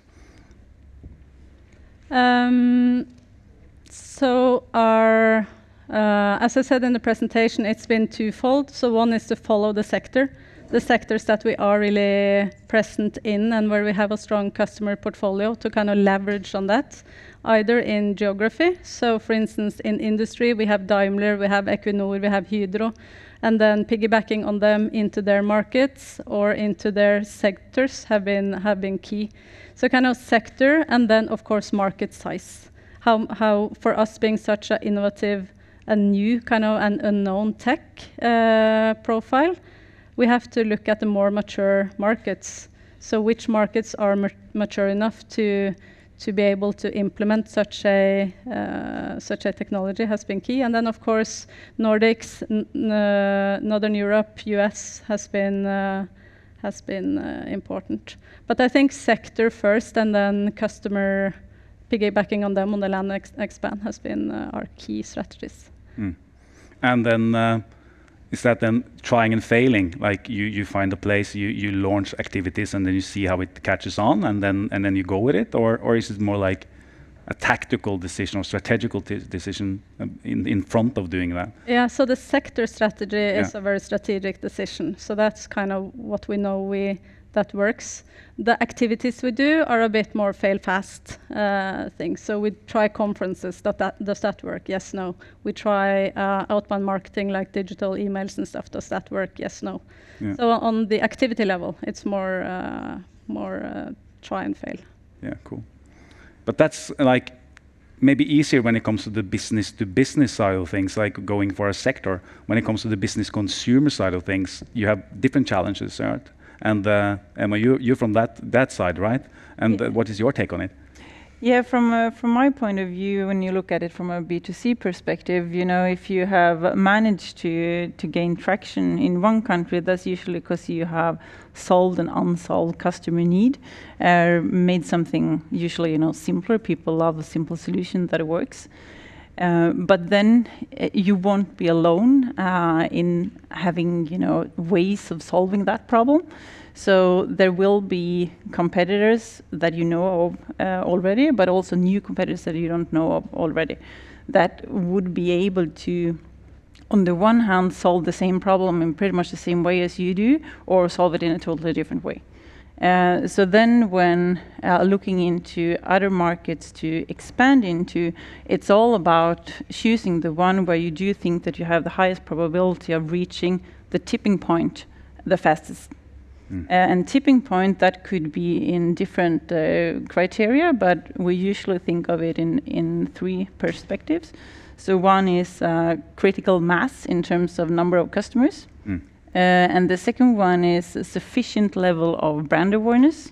And the third one is a sufficient level of engagement. And then you just need to, you know, figure out in terms of which country do you have the highest probability of succeeding in doing that, as long as the window is open. Like there's a window of opportunity, but it will close. Yeah. And also, like you guys, you come from building the businesses from scratch, right? So there's also a scarcity of resources, like how much time can you actually spend in prepping for things? But you come from a background where you have massive organizations behind you when rolling out, like Vipps, DNB, Telenor. Like when you were going into attacking new markets, like how did you prioritize it? You know, in the Nordic countries, the mobile wallets has really taken off regarding person-to-person or on the way into e-commerce and in-store payment. And that is quite different from other countries in Europe where they haven't digitized the financial transactions so far that we have done in the Nordics. So when we were out there trying to go into a country with a bank-friendly solution, trying to get banks in one country to cooperate, it was very difficult because the cooperation regime in other countries in Europe, except the Nordics, with banks, is not there. And then we had a hard time because we were thinking that it will take a lot of time to scale, both in-country and between countries, when you go international with a mobile wallet and try to digitize, all the financial transactions that is still cash-based in a country. And then when we were out there, the other countries were saying, why don't you cooperate in the Nordic since you are the most advanced region in Europe? And then we were thinking, yeah, it's a good idea, but that's hard to do because of you have a lot of banks that need to cooperate also on the mobile wallets in Norway, in the Nordics, because they are not interoperable today. It's not able to send money from Norway, from Vipps to Swish into Sweden, or from to Denmark into mobile pay. But then actually we got a chance to speak to the Danish bank, and DNB was very instrumental in doing so. And then they tried to, they were able to get up an M&A with both mobile pay and Pivo in the Finnish market. And we are planning, to have a new company with 11 million end customers and 300,000 merchants on the customer list. And but the scaling effects needs still to be taken out because it's a technology. There are different technologies. It needs to move into a common technology platform. What do you do on the app side? But it's a huge challenge, but it's also a huge opportunity. Right, and that also brings us into, again, the commercial mechanisms to actually enter those markets. And what we're touching upon now is like partnerships, mergers, networks, and like looking at that, if we just move on into that space, like going direct sales is one way, right? But also there's a lot of talks about utilizing partnerships and networks a lot stronger. And we've seen a lot of companies fail with it, and we've seen a lot of companies being successful with it. What would be the success formula, or how avoid pitfalls and find the ultimate gains from partnerships? I know that you have some thoughts about that at this, and you also have some experiences around the table, Emma. Yeah, I think actually the most important part for Scaleup is building that kind of mindset from the very beginning, to build for flexibility, because you never know how it will go, and you do have the opportunity to expand into new countries by reaching that tipping point the fastest by creating networking effects and doing it the same way as you have done in your home country. That could be one way of doing it, but another way of doing it could be to go together with a partner. On the one hand, you could build like your brand and your product the same way as you have done at home, but just using the distribution power of a partner in a new country. But you could also do it in a different way, where you build your technology in a flexible way, so your partners could actually consume your own APIs. So your solutions will be available in their own brand and their own applications, expanding internationally. And I think that decision is hard to make at an early point, but it's quite easy to have that kind of mindset. And especially from my experience, people tend to love their own babies. Developers love to scale the code they have written themselves. Marketing people love to scale the brand they have built themselves. So it's a cultural thing as well, to be able to create that kind of sense of urgency, why it might be better to go together with someone else. Because the portion of the cake will be less, but the cake could be so much bigger. And from my point of view, the cultural thing is just as important as the way you build the technology, and it has to start early. I see you nodding there, Thomas. What is your insight that you will share on that? So happy somebody mentioned the word culture. It took so damn long. You know, it's the elephant in the room, because we're making an assumption that the tech will conquer all and will fix everything, and that's wrong. I mean, how much experience we have in this panel, right? Do Finns and Norwegians get along? Right? Norwegians make fun of Finns, Finns make fun of Norwegian. Culture, the clashes, we're making an assumption that tech will just roll it out and it will work, and it won't. I mean, going into the US, going into Boston, do New Yorkers and Bostons like each other? We hate each other. I'm from New York. I can't stand people from Boston, right? But I think the elephant in the room, the part of the foundation level is you're gonna have to deal with culture. And your product, you have the woman with the face where we can't read her, right? In some cultures, a man with no face, that's usually he's happy. Some cultures, a man with no face, culture is everything, you know? So you can have the best APIs, the best integration, you integrate it in the mobile platform, everything's beautiful. But you gotta fail massively when you make an assumption that our product is good enough. No way, you know? It's the more you, and especially now after COVID, I'm ranting now, but what I reflect on now after COVID is, I said, everything I've learned, I have to relearn because of people have had time to sit at home or sit someplace and rethink their life. What world do we live in now? How do people think now? What is their reference point? Culture. You know, this is truly the great reset where we're at now. Sorry about the rant. It's just, she just...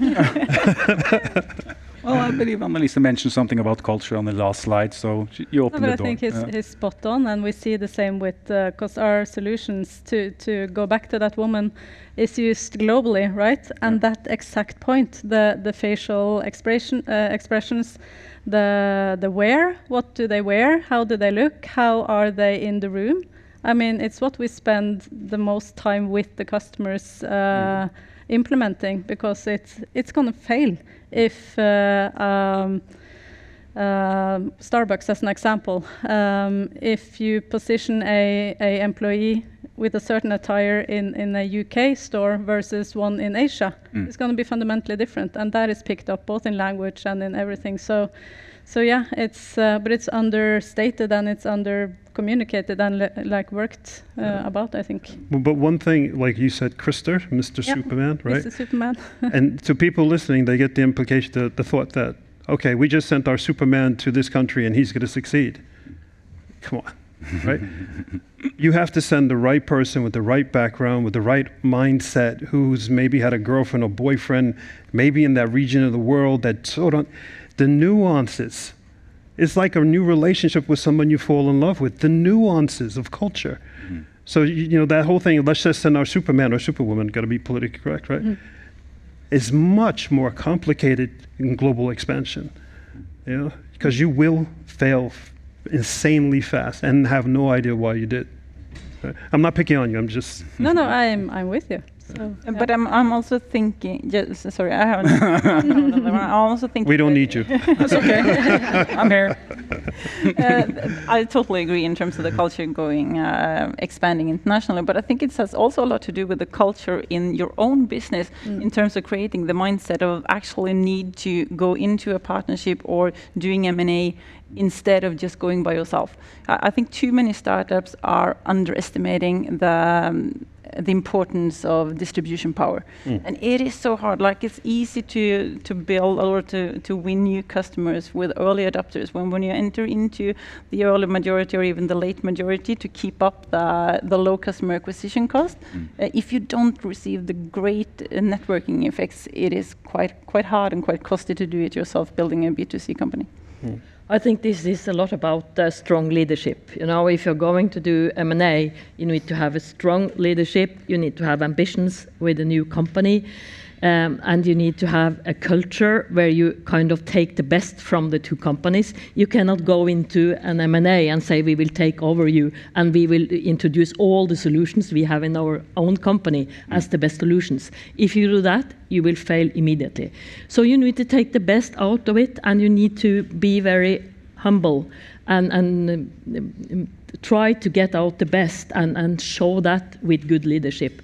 And also to build the vision together. I think that's very, very important, because from my experience, it's not a good idea to try to integrate, legacy systems, and try to build something new together and put that up as the great milestone. And I think you can succeed if you do that. I think Telenor has been very, very good, to try to integrate in all the markets we have been part of for many, many years. And now VIPS has a very good opportunity to do the same. I think that what's important, I'm listening to the discussion here, and I think it's an important rule that I have. You have to understand, and you have to do your homework. So if you do not do your homework, you have to understand what type of challenge you are against. That's a culture. Does the product fit into the market? How can we fit the product into the market? How can I develop my business model so that fits into the market? And then you should use all the tools you have, partners, agents, whatever. But you have to do your homework. If you don't understand it, you shouldn't go into it. It's not only to see that this is a big market. Yeah, nice, great. Exactly. But you will fail if you don't understand it. And that's also culture. So for me, that's rule number one. You have to spend a lot of time trying to understand it. And why am I going to go into this market? I'm going to go into this market because this product is going to go against that product, and we are going to win because we do this and that. So that, I think, it's for me, and I have experienced it. So so that's important. And seen it both from the outside, maybe, Yes. and also experience yourself, right?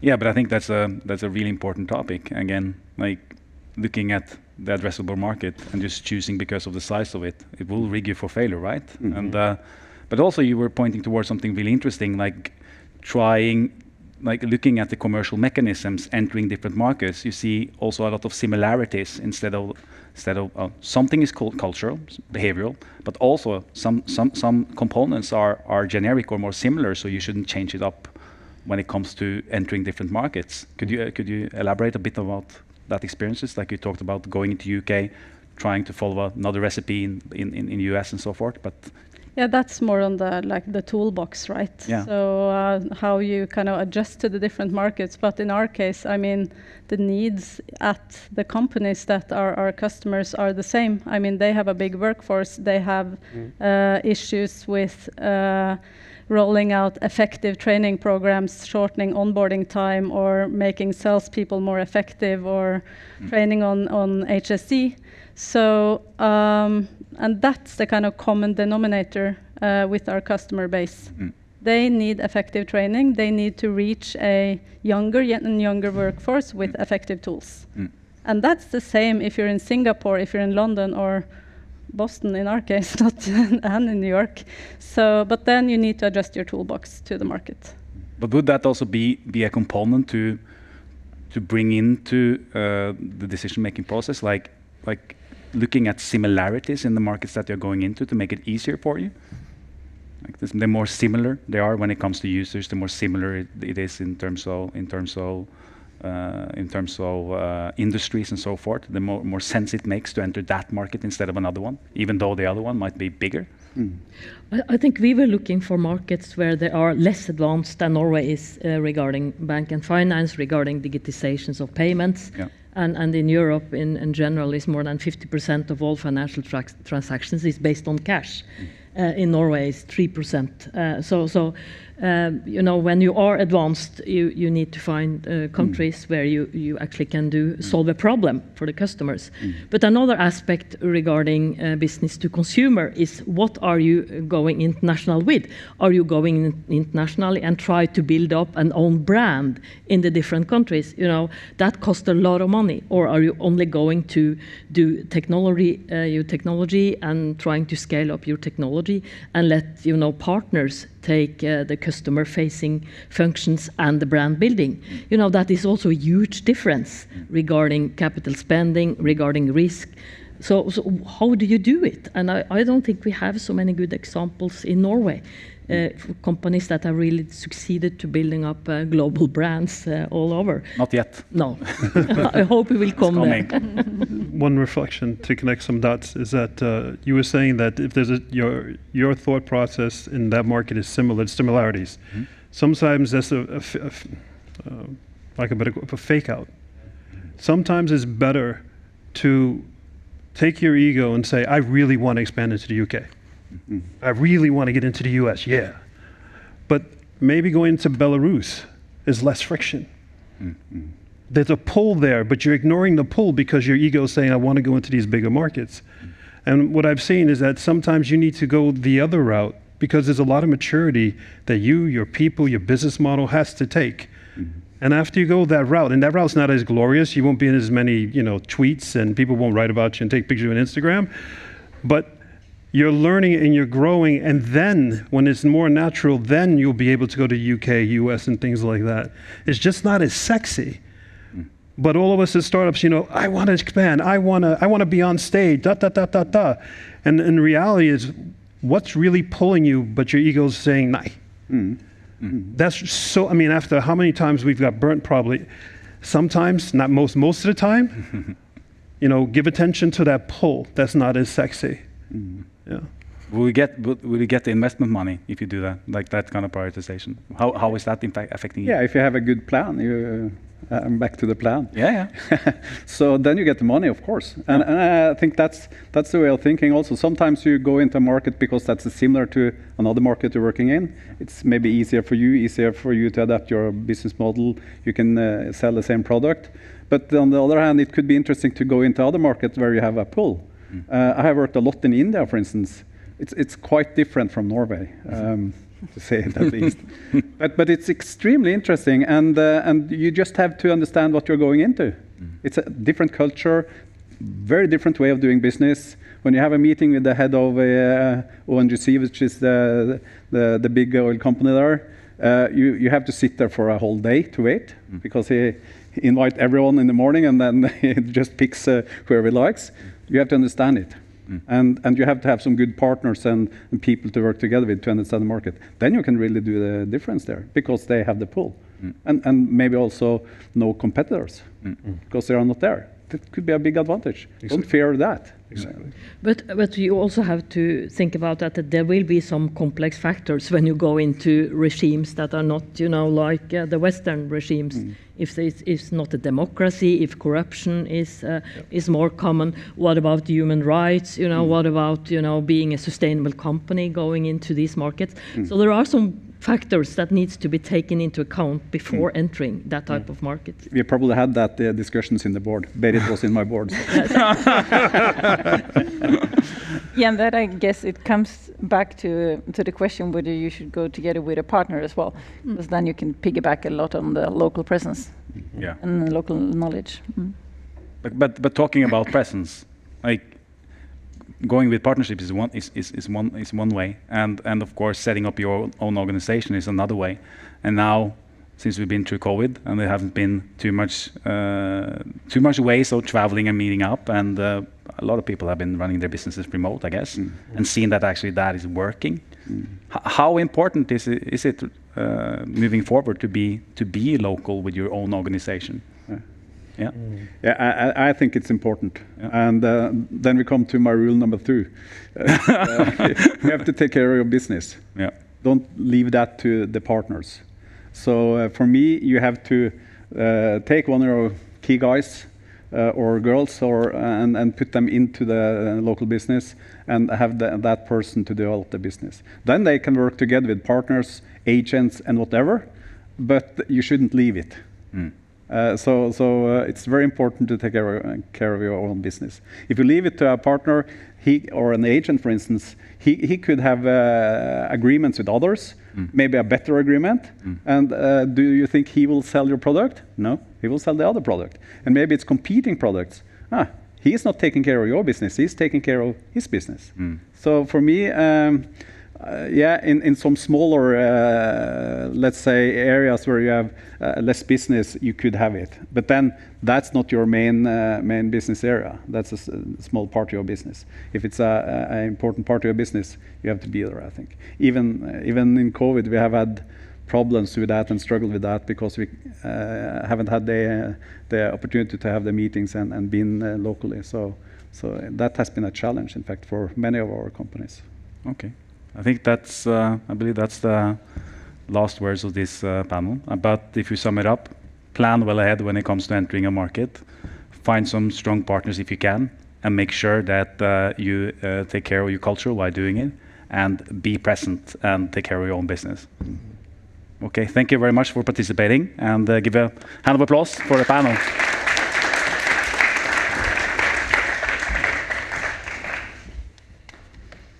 Var försiktig.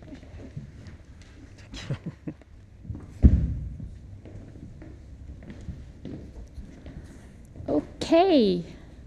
Yeah. We are soon getting started for the final session, Building Organization for Scale. And we will have then the CEO of ODA, Karl Munthe-Kaas, presenting a company presentation. So stay tuned for that, but first of all, we will have a 15 minutes of break.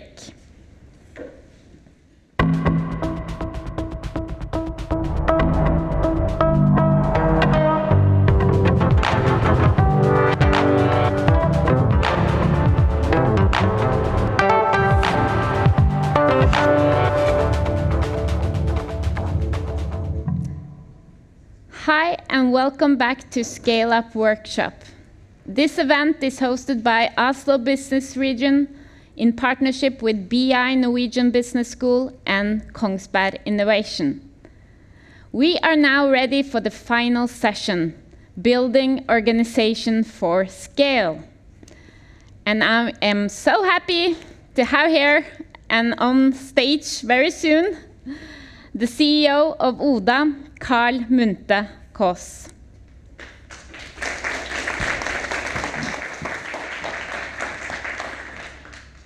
Thank you. I was asked to do a company presentation. That's kind of wide, but I'll try to angle it more towards the scaling. But so ODA is an online grocery company. We were founded in 2013. We were a pretty large founding team of 10 people. I think one of the important things that choices that we made very early was that we built our own technology.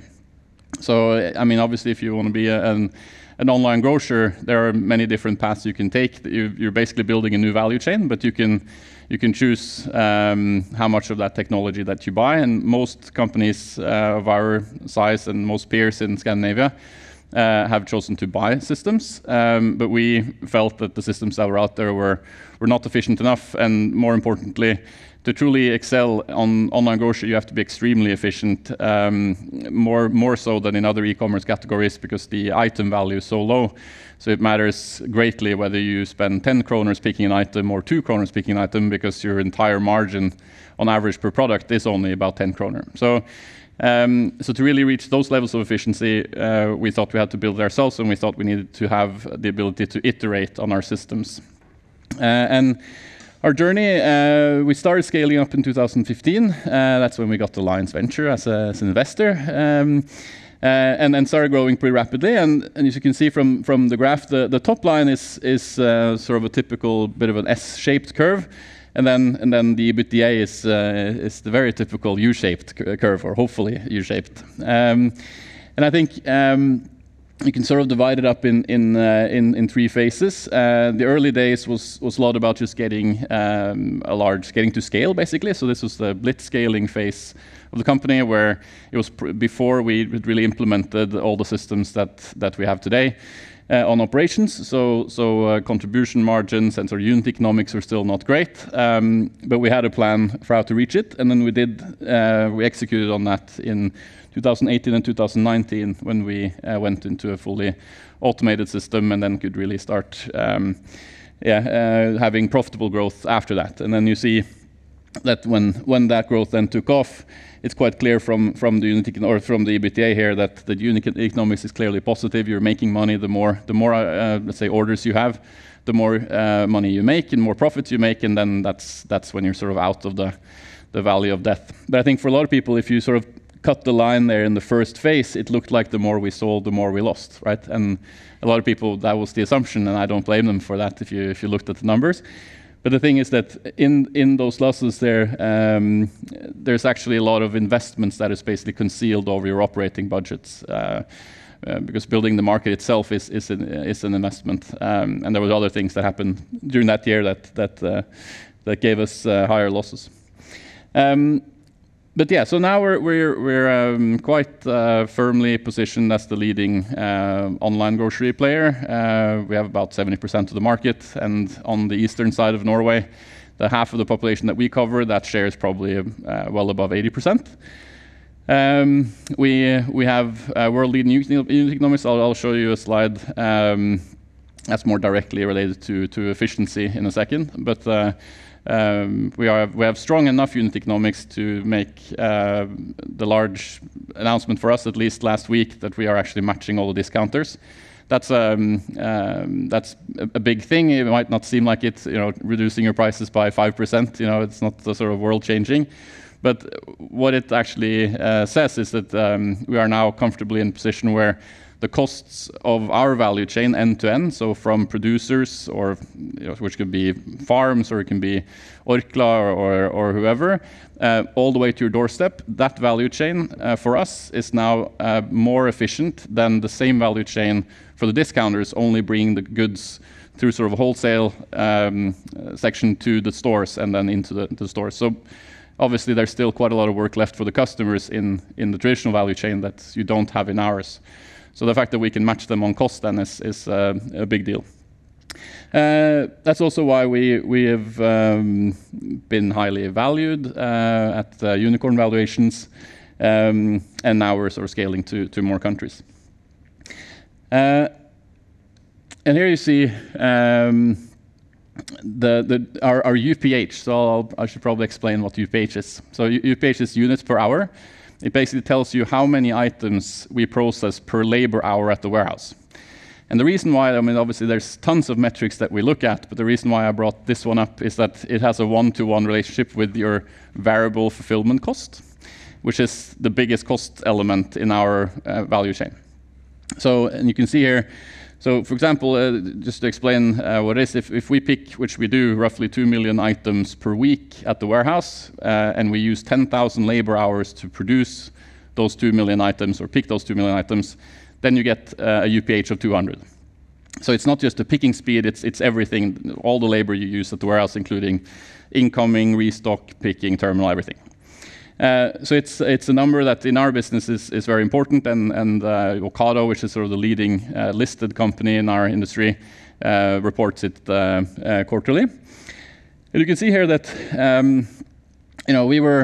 this is prior to 2017, where we sort of bottomed out on the losses side. We were in the sort of 80 to 90 UPH range, which is quite typical.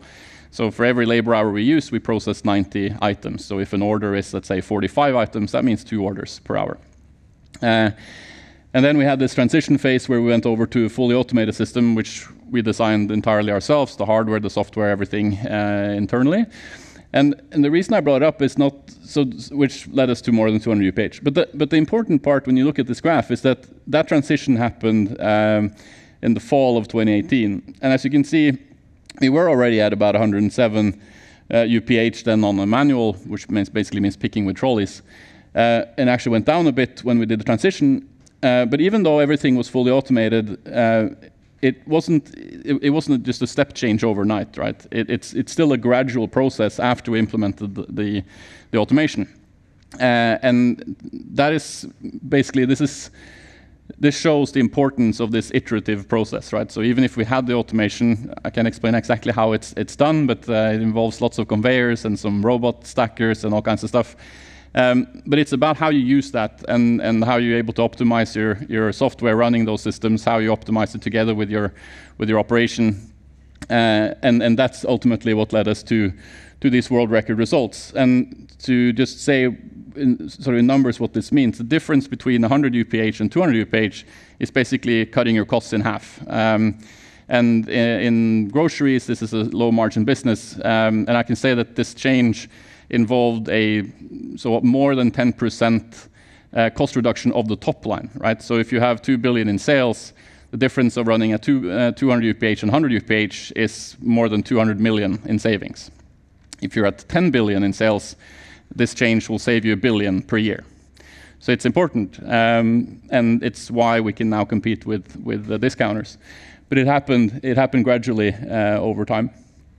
And so this has now led us to the point where, so from a customer point of view, we can hopefully, or we believe, be quite disruptive, because we can be fantastic on selection, right? There's no trade-off for us in bringing more items in. So we're getting close to 8,000 items now, which is twice as high, more than twice as high as most of the discounters, and higher than the vast majority of large supermarkets as well.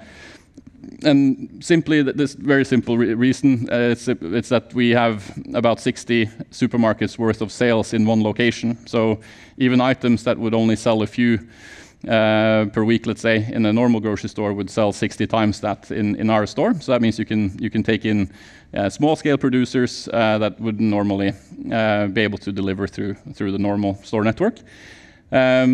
On price, I think that is still the most important thing. It tends to be overlooked, and when you look at the market now, there's a lot of quick commerce players coming in, and there is probably some hype in that, because the truth is that those are cool services, but if you charge 20%, 25% more than a discounter, you're never going to penetrate the mass market. I mean, 80% of the population in developed countries even are, after all, sort of working class, middle class, that are on budgets that can't spend 20, 25% more on food. So price is extremely important. And then quality is also a great point, because we get a lot of our products directly, right? There's no point in having a wholesale operation when your picking facility itself will have 3-4 billion kroners worth of turnover. You don't need a wholesale operation between the two. The best example is Coca-Cola that has their site 750 meters away from our picking warehouse. It's obviously much better for them to send full semi-trailers of Coca-Cola straight to our warehouse rather than sending it to some wholesale operation and then spreading it out on many stores. So quality, that drastically shortens the value chain. And the best example probably is also in fruits and vegetables, and things like when there were new potatoes and they're in season, they can literally be picked in the morning at local farms, be packed during the evening, sent to us same evening, and be in your boxes the next day. So you'll be eating potatoes that were pulled out of the ground 24 hours earlier, which is an impossible thing to beat if you're a normal store, because there's too many links in between. So we can win on selection, quality, and price, and then finally the convenience of home delivery is what will sort of drive growth. So all that time saving we give the customers for free. What we ask in return is, of course, that our sales go up.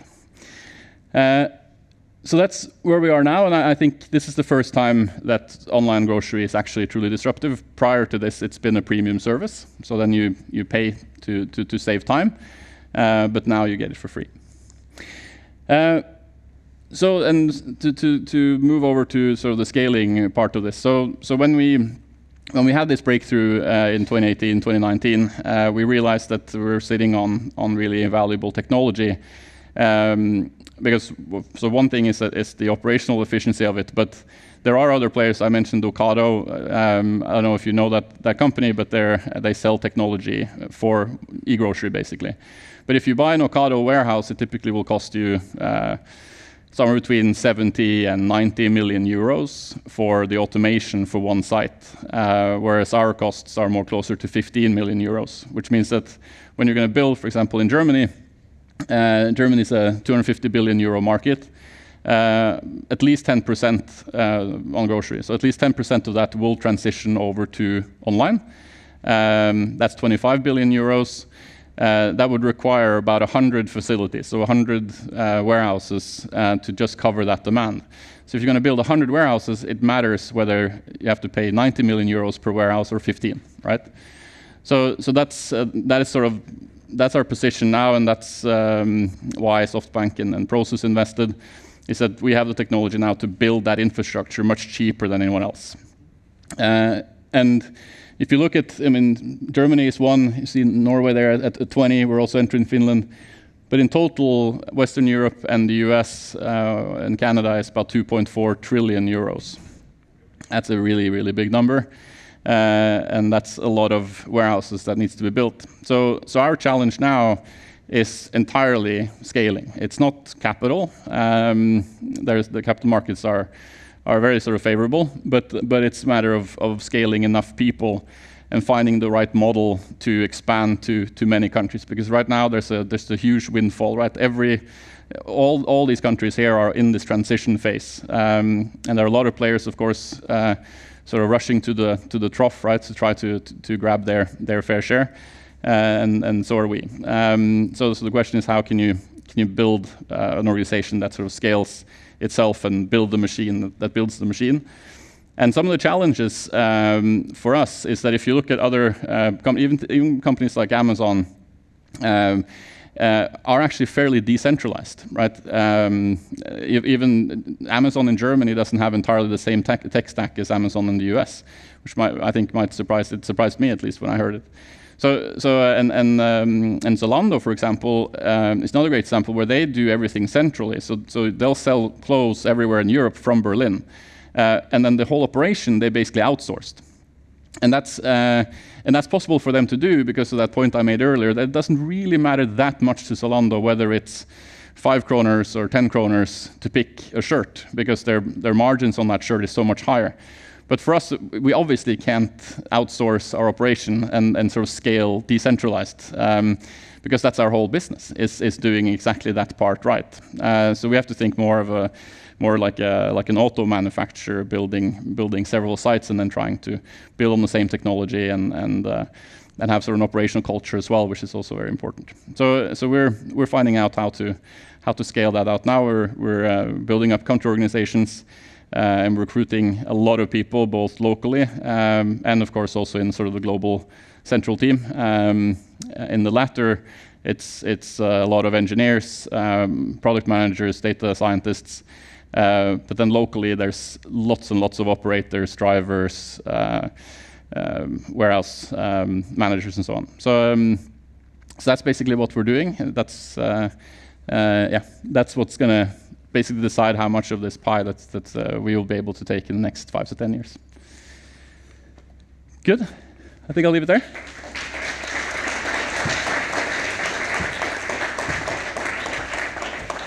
Yes. Sit or go? Or? You can sit, okay. But change seat, but I can show you.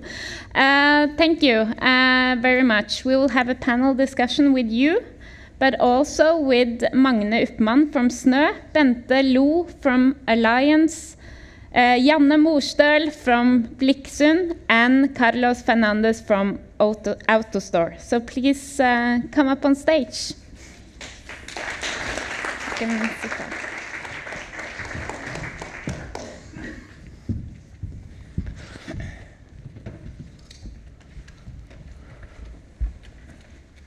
Hi and welcome everyone. Thank you.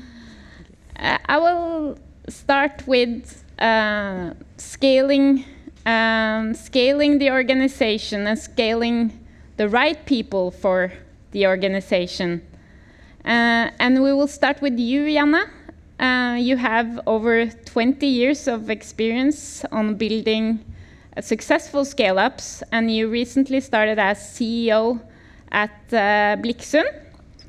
What do you think has been your success factors as a leader? Yeah. So I think I was very lucky because I started back in Tandberg Television back in the mid-90s. And I was part of growing that company from 40 million to 1.8 billion. And that was very early in my career. And I learned to grow fast, and I learned to serve an international market. And then I think another point has been, and it's been mentioned several times today, and that's been combining that technical knowledge, that technical competence with the commercial competence. And I think that has also been an important part of the success. When we started TVIPS, we were 11 founders of the company, but half was on the technical side and half was on the commercial side. And I think that's also very important to scale the company. And then I think the last part has been about the team. I have had the luck of working with great people with a lot of experience, knowledge, and playing to the strength of those people, and also know when to put in others because there is a gap, has been important, I think. Yeah, and when you say like growing the organization, and you've been from 4 to 40 in a very short time in Bliksund, what has been your strategy, your setup on setting up the right people and the right team, strong team for scaling? I think it's quite important when you're building your business plan also to include how do you think your organization should look like 2 years from now, 3 years from now, 5 years from now, and then start to recruit people that not only fill the role today, but also are able to grow into new roles, take on new responsibilities as the company is growing. So to take an example, in Bliksund, we have just hired a top-notch CFO. Definitely not required for a 40 million company. But as we are growing the company, he would definitely take on the roles of more corporate finance, and he also has the experience from doing mergers and acquisitions from his earlier career.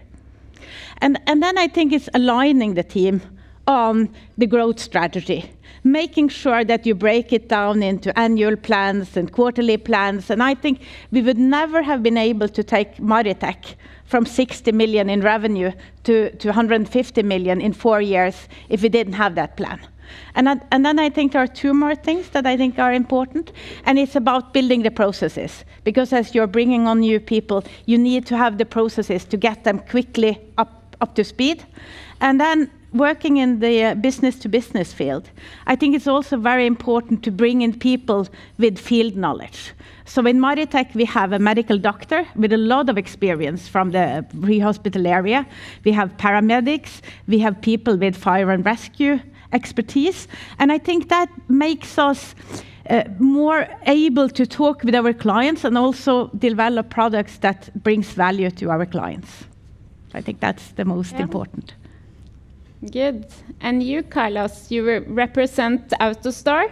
And when we spoke, you told me that you had a strategy from the beginning of building the business and not the organization. Can you tell us a bit about that? Yes. So when we look at AutoStore, what we do is that we provide a robotic system to automate all the order, storage, and fulfillment part, a little bit what he has described before. And when we look at how we are today in the world, we have deployed 22,000 robots across 700 sites and many countries.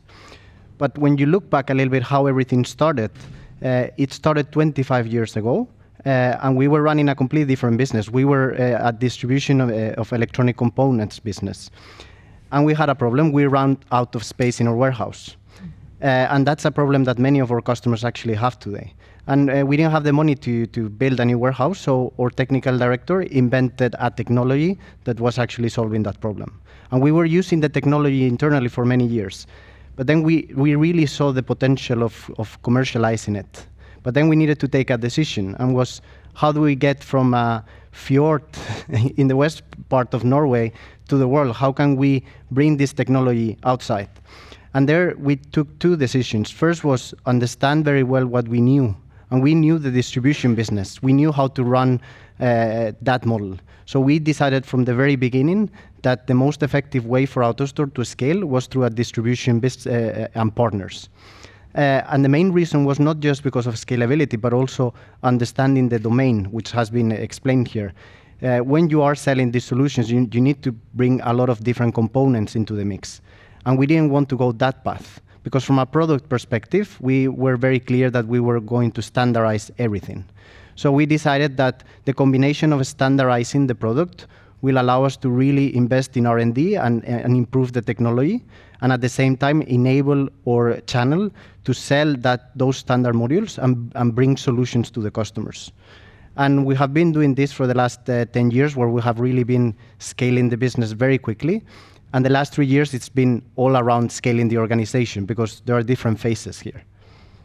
Yeah, and we have talked about the culture earlier on in the program, and you have worked on several locations before, and now the last 3 years here in Oslo.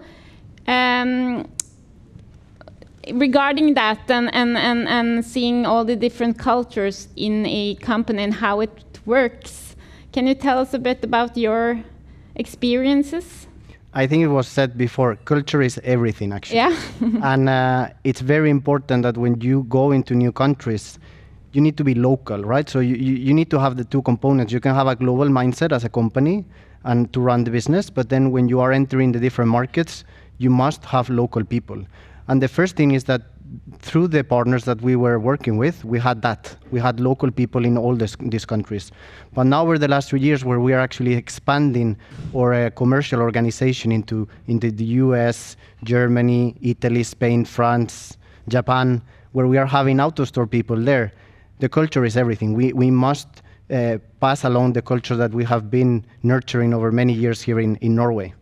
And another successful factor for us has been that because we were working through partners for many years, we actually developed a lot of tools, training materials, methodologies to enable people to sell our technology. So when we are onboarding now employees for AutoStore in other countries, we have all the tools, all the equipment ready for them to be used. And that has resulted in a very successful and lean business model for us. Yeah. That's interesting. And Bente, to talk a bit with you on the investor side. You have over 20 years of experience as an investor, and in Alliance you invest in early stage tech companies. What do you look after when you see the potential in the companies you invest in? Well, so how can you spot potential very early? That's your question. Well, we like to invest in founders that make us proud, and obviously we're very proud of Karl. And we, as Karl said, with a global mindset. We don't like companies going into the Nordics or Belarus, as someone said earlier. And also we invest very early. Sometimes we only have a team, and maybe some slideware, maybe a demo. So you really have to look at the team. And obviously, if the team has done it before, then it becomes easier.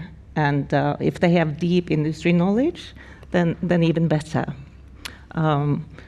But we do like founders with a passion for startups and pay it forward attitude. So we consult them often on other startups as well. And what about the red flags? Do you have any? Well, if we take the top 3, all venture capitalists have a bullshit alarm. So we tend to look at their thoughts, and if the answers are a bit off, then the alarm goes off. The second thing we look at is obviously references. Don't mess with your CV. And the third is if the cap table is out of whack. That's a red flag for us. I guess that's the top 3. Yeah, good advices, I would say. And for you, Magne, and from Karl, you've been on both sides of the game as an investor and a founder. And for you, Magne, do you have some insights on being on both sides that you would like to share that is valuable? Well, I think when it comes to scaling the organization, which I guess we focus on here, I think I'd like to focus on the challenge that we see very often in our own portfolio companies and lots of other companies. It's like when you start becoming a scale-up company, going from a startup, how the role of the founder changes, or the founding team. Oda and Karl, they were pretty lucky, or probably not lucky, but they had a large founding team, which makes it easier. But very often you can be, a single founder, you can be a small team, and then you're probably really good at all the things you're doing. You sell with passion, you fundraise with passion, you are on stage with passion, but it doesn't scale. So you really need to start early enough building the operations around you, and move yourself from focusing too much on the operational issues. Start building the team, and do it with the right timing, and that is pretty early, because when you go out and raise the Series A round, for instance, the clock is ticking. You have like 18 months of runway, and if you then spend yourself the first 6 months in hiring processes, your time goes out. So start building that early, so you can lift yourself as a founder and focus on the strategic side of the business, and set the course for the business. And you will have a better time as a founder, and the organization will become a lot better. Yeah, and for you, Karl, you have had a presentation, of course, but just to hear your thoughts. You've been through so many different stages now. As a CEO, a leader, the same journey, and you have grown to over 800 employees. Can you tell us a bit about? Can you give us some insight that you didn't share in the presentation, and that you have not shared before in the media? Yeah, no, I mean, it's been a journey, both for the company and for me personally, of course. I think it's a bit, we have happened to have the same CEO for this whole duration. I don't think that's neither sort of necessarily that it has to be that way, or that it needs to be that way. But it can be that way. For me, I think I came into this with a bit of a sort of an industrial mindset. It was clear to us that this was an entirely new value chain. I think we saw it as more of a technology and industrial mission than a retail one. I mean, actually, it took 2-3 years before we got proper grocery experience in the company. And that, of course, as always, it comes just in time. Probably could have used for that earlier. But no, so I think it's not that unfortunately, I never sent an email out to all shareholders on day one saying that we will become a unicorn and this is what we're going to build. But we did have it in mind as one of the outcomes. So I think what I've done, and we as a company have done, is we realize it's a huge potential, but we have broken it down into sort of stages. But with the sort of this idea in the back of our mind that if this really works, it will be truly disruptive. So I hope, I think, and I hope that I've sort of been able to keep up with the company's needs. But I've made, I mean, out of the group of 10, there are now 3 of us that are still in the management team. And there's a management team of 9. So clearly, there's a lot of new people. And there's a lot of, for me, there's lots of blind spots that I feel I've covered in that team. Whether it's on, we have a great chief product officer, great operations officer, a great growth officer. That have that experience. Our COO, for example, has been, I mentioned the automotive industry before, so he's used to running several sites in many countries. So without that, I would have been totally lost. So I think no CEO has a full range, and obviously no CEO has the experience. I mean, I haven't built a unicorn before, so this is all sort of new to me too. But then it's all about sort of complementing that team and making sort of replacements when it's needed. And that, I think, has gone. I mean, all 10 founders are still in the company. That has happened very sort of naturally, and I think we have a culture internally that if you feel that you are now entering a space where there are unknown unknowns, right? So it's not that people aren't doing well in the work that they're doing. It's that I and they as well realize that, yeah, but where we are going, it would be really useful if the person that is in my position has done it before. And when that happens, then we make those changes. So, but yeah, no, but for the time being, I'm happy in my role. Satisfied. Yeah, but I mean, even I would think about that on a regular basis, right? Am I certain that there aren't someone else? Are there parts of the business where I feel that there are so many blind spots to me that I would need someone else? But thankfully, you have investors, you have a board that can also help you. And as a CEO, it's kind of interesting. I mean, you eventually hire yourself out of pretty much everything that's sort of day-to-day tasks, and even operating sides of the business. So then it becomes important to have someone on the top that can still set the ambition. I see that as my sort of main role, right? Is to make sure that we set these stretch targets. And there are many times in the company's history that we could have chosen a safer path, right? We could have just become a very profitable Norwegian company, but we aren't, right? But Karl, it seems to me that you're not only attracting talent, but you're able to keep and retain the talent as well. Yeah, no, we have almost no churn. Yeah, even in positions where people have gotten new bosses, where maybe they could have lost motivation, that hasn't happened. So, but I think we're very sort of mission driven, right? And I think people actually truly see the value that we're creating for society, and that's, I think, sort of the leading star. Yeah. That's any comments on that? Talent attraction, Bliksund, Janne? Yeah, I want to comment to what you said, because I think it's the two companies that I've been the CEO for the last two times both have some of those missions. We were doing software for the seafood industry, and now we're doing software to the healthcare and emergency services. And I think it's easier to attract people, of course, when you have that clear mission, especially today with the younger generation. I think it's easier to get hold of very good people when you have the mission. Any other perspectives? Yeah, I think for us, I fully agree. I think you need to aim high. We in AutoStore have a vision to automate all global commerce, which is a pretty bold ambition.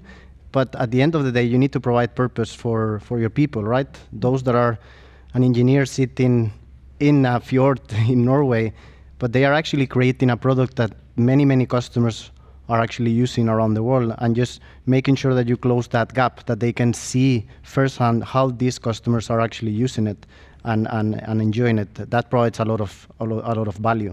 And then there is the attracting part of talent, but maintaining the talent, cultivating the talent is also very important. Creating that culture of innovation within the company as you scale, that's also very important. Good. Yeah, I think we will end it with one last question here, and that is, do you have some key learnings, if you can say 3 things today that you would like the audience to know from building the organization, how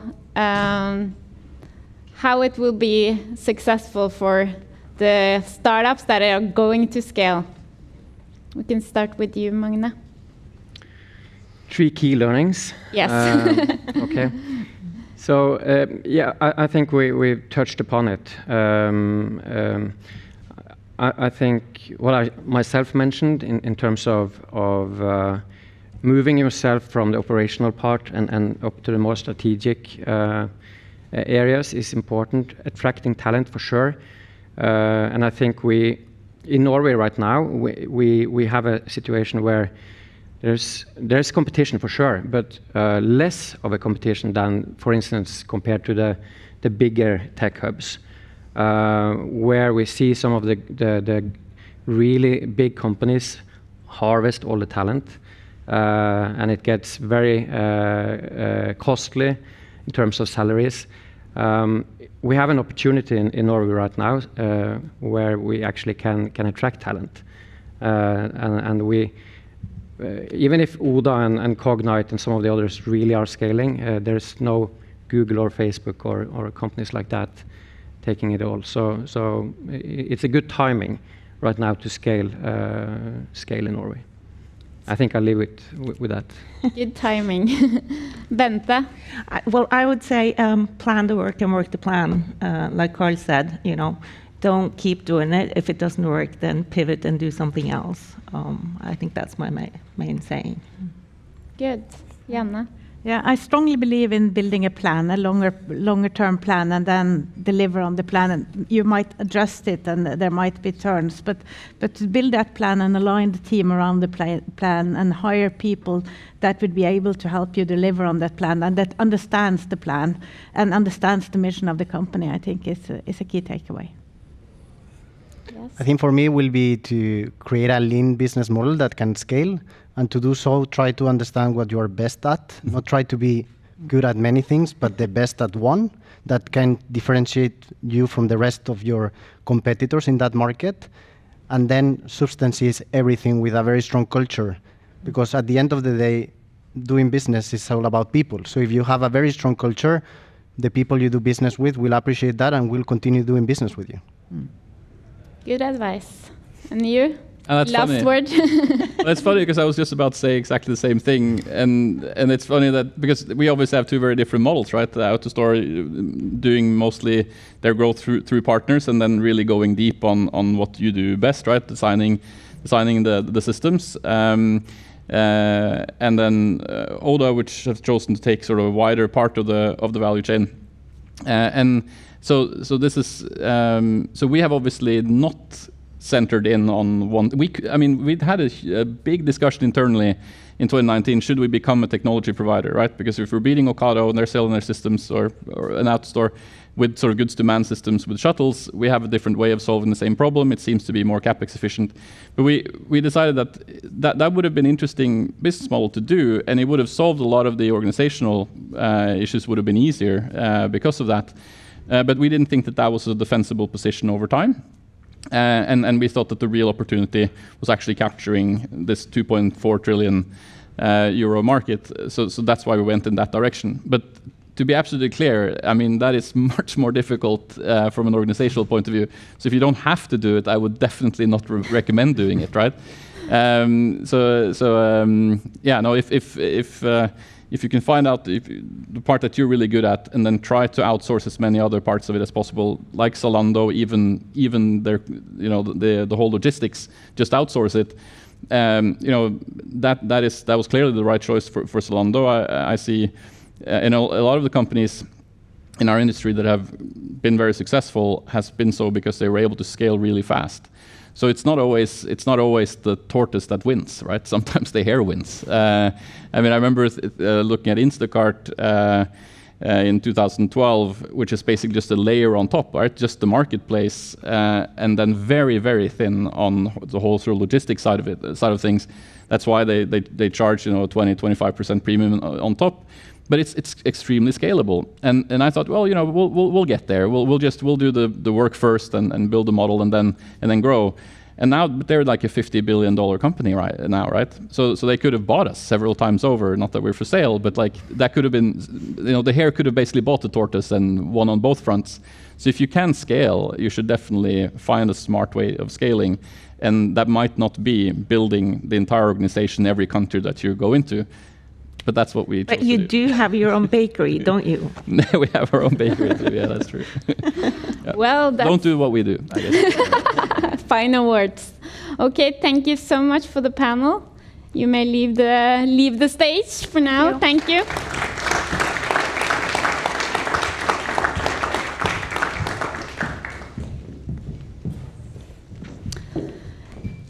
Yes. Thank you so much to all the panels and all the company presentations. We are now at the final, but we will have a closing words from Hoa. She has so many hats. She is head of Scaleup at the BI Norwegian Business School.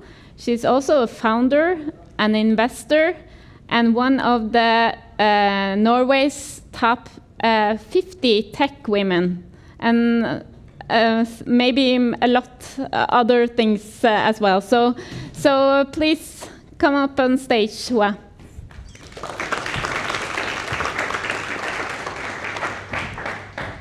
Thank you everyone for coming and joining us today, and all of you at home on streaming. It has been a fantastic day, so much learning from all the speakers. Thank you all for your insights and experience. So on behalf of BI Norwegian Business School, Kongsberg Innovation, and Oslo Business Region, and also our sponsor, Innovation Norway, and the city of Oslo, fantastic times we have spent on working with all the entrepreneurs to have this fantastic event today. And at last, I just want to say thank you all, fantastic entrepreneurs who has done the hardest job to show the world that it could be done, put Norway on the global map, and yeah, a great inspiring role models. So we are here to support entrepreneurs. I just want to let you know, if you need help, let us know. And if you can help other companies, let us know. Let's build a better ecosystem for entrepreneurs and help them to the world. Thank you all.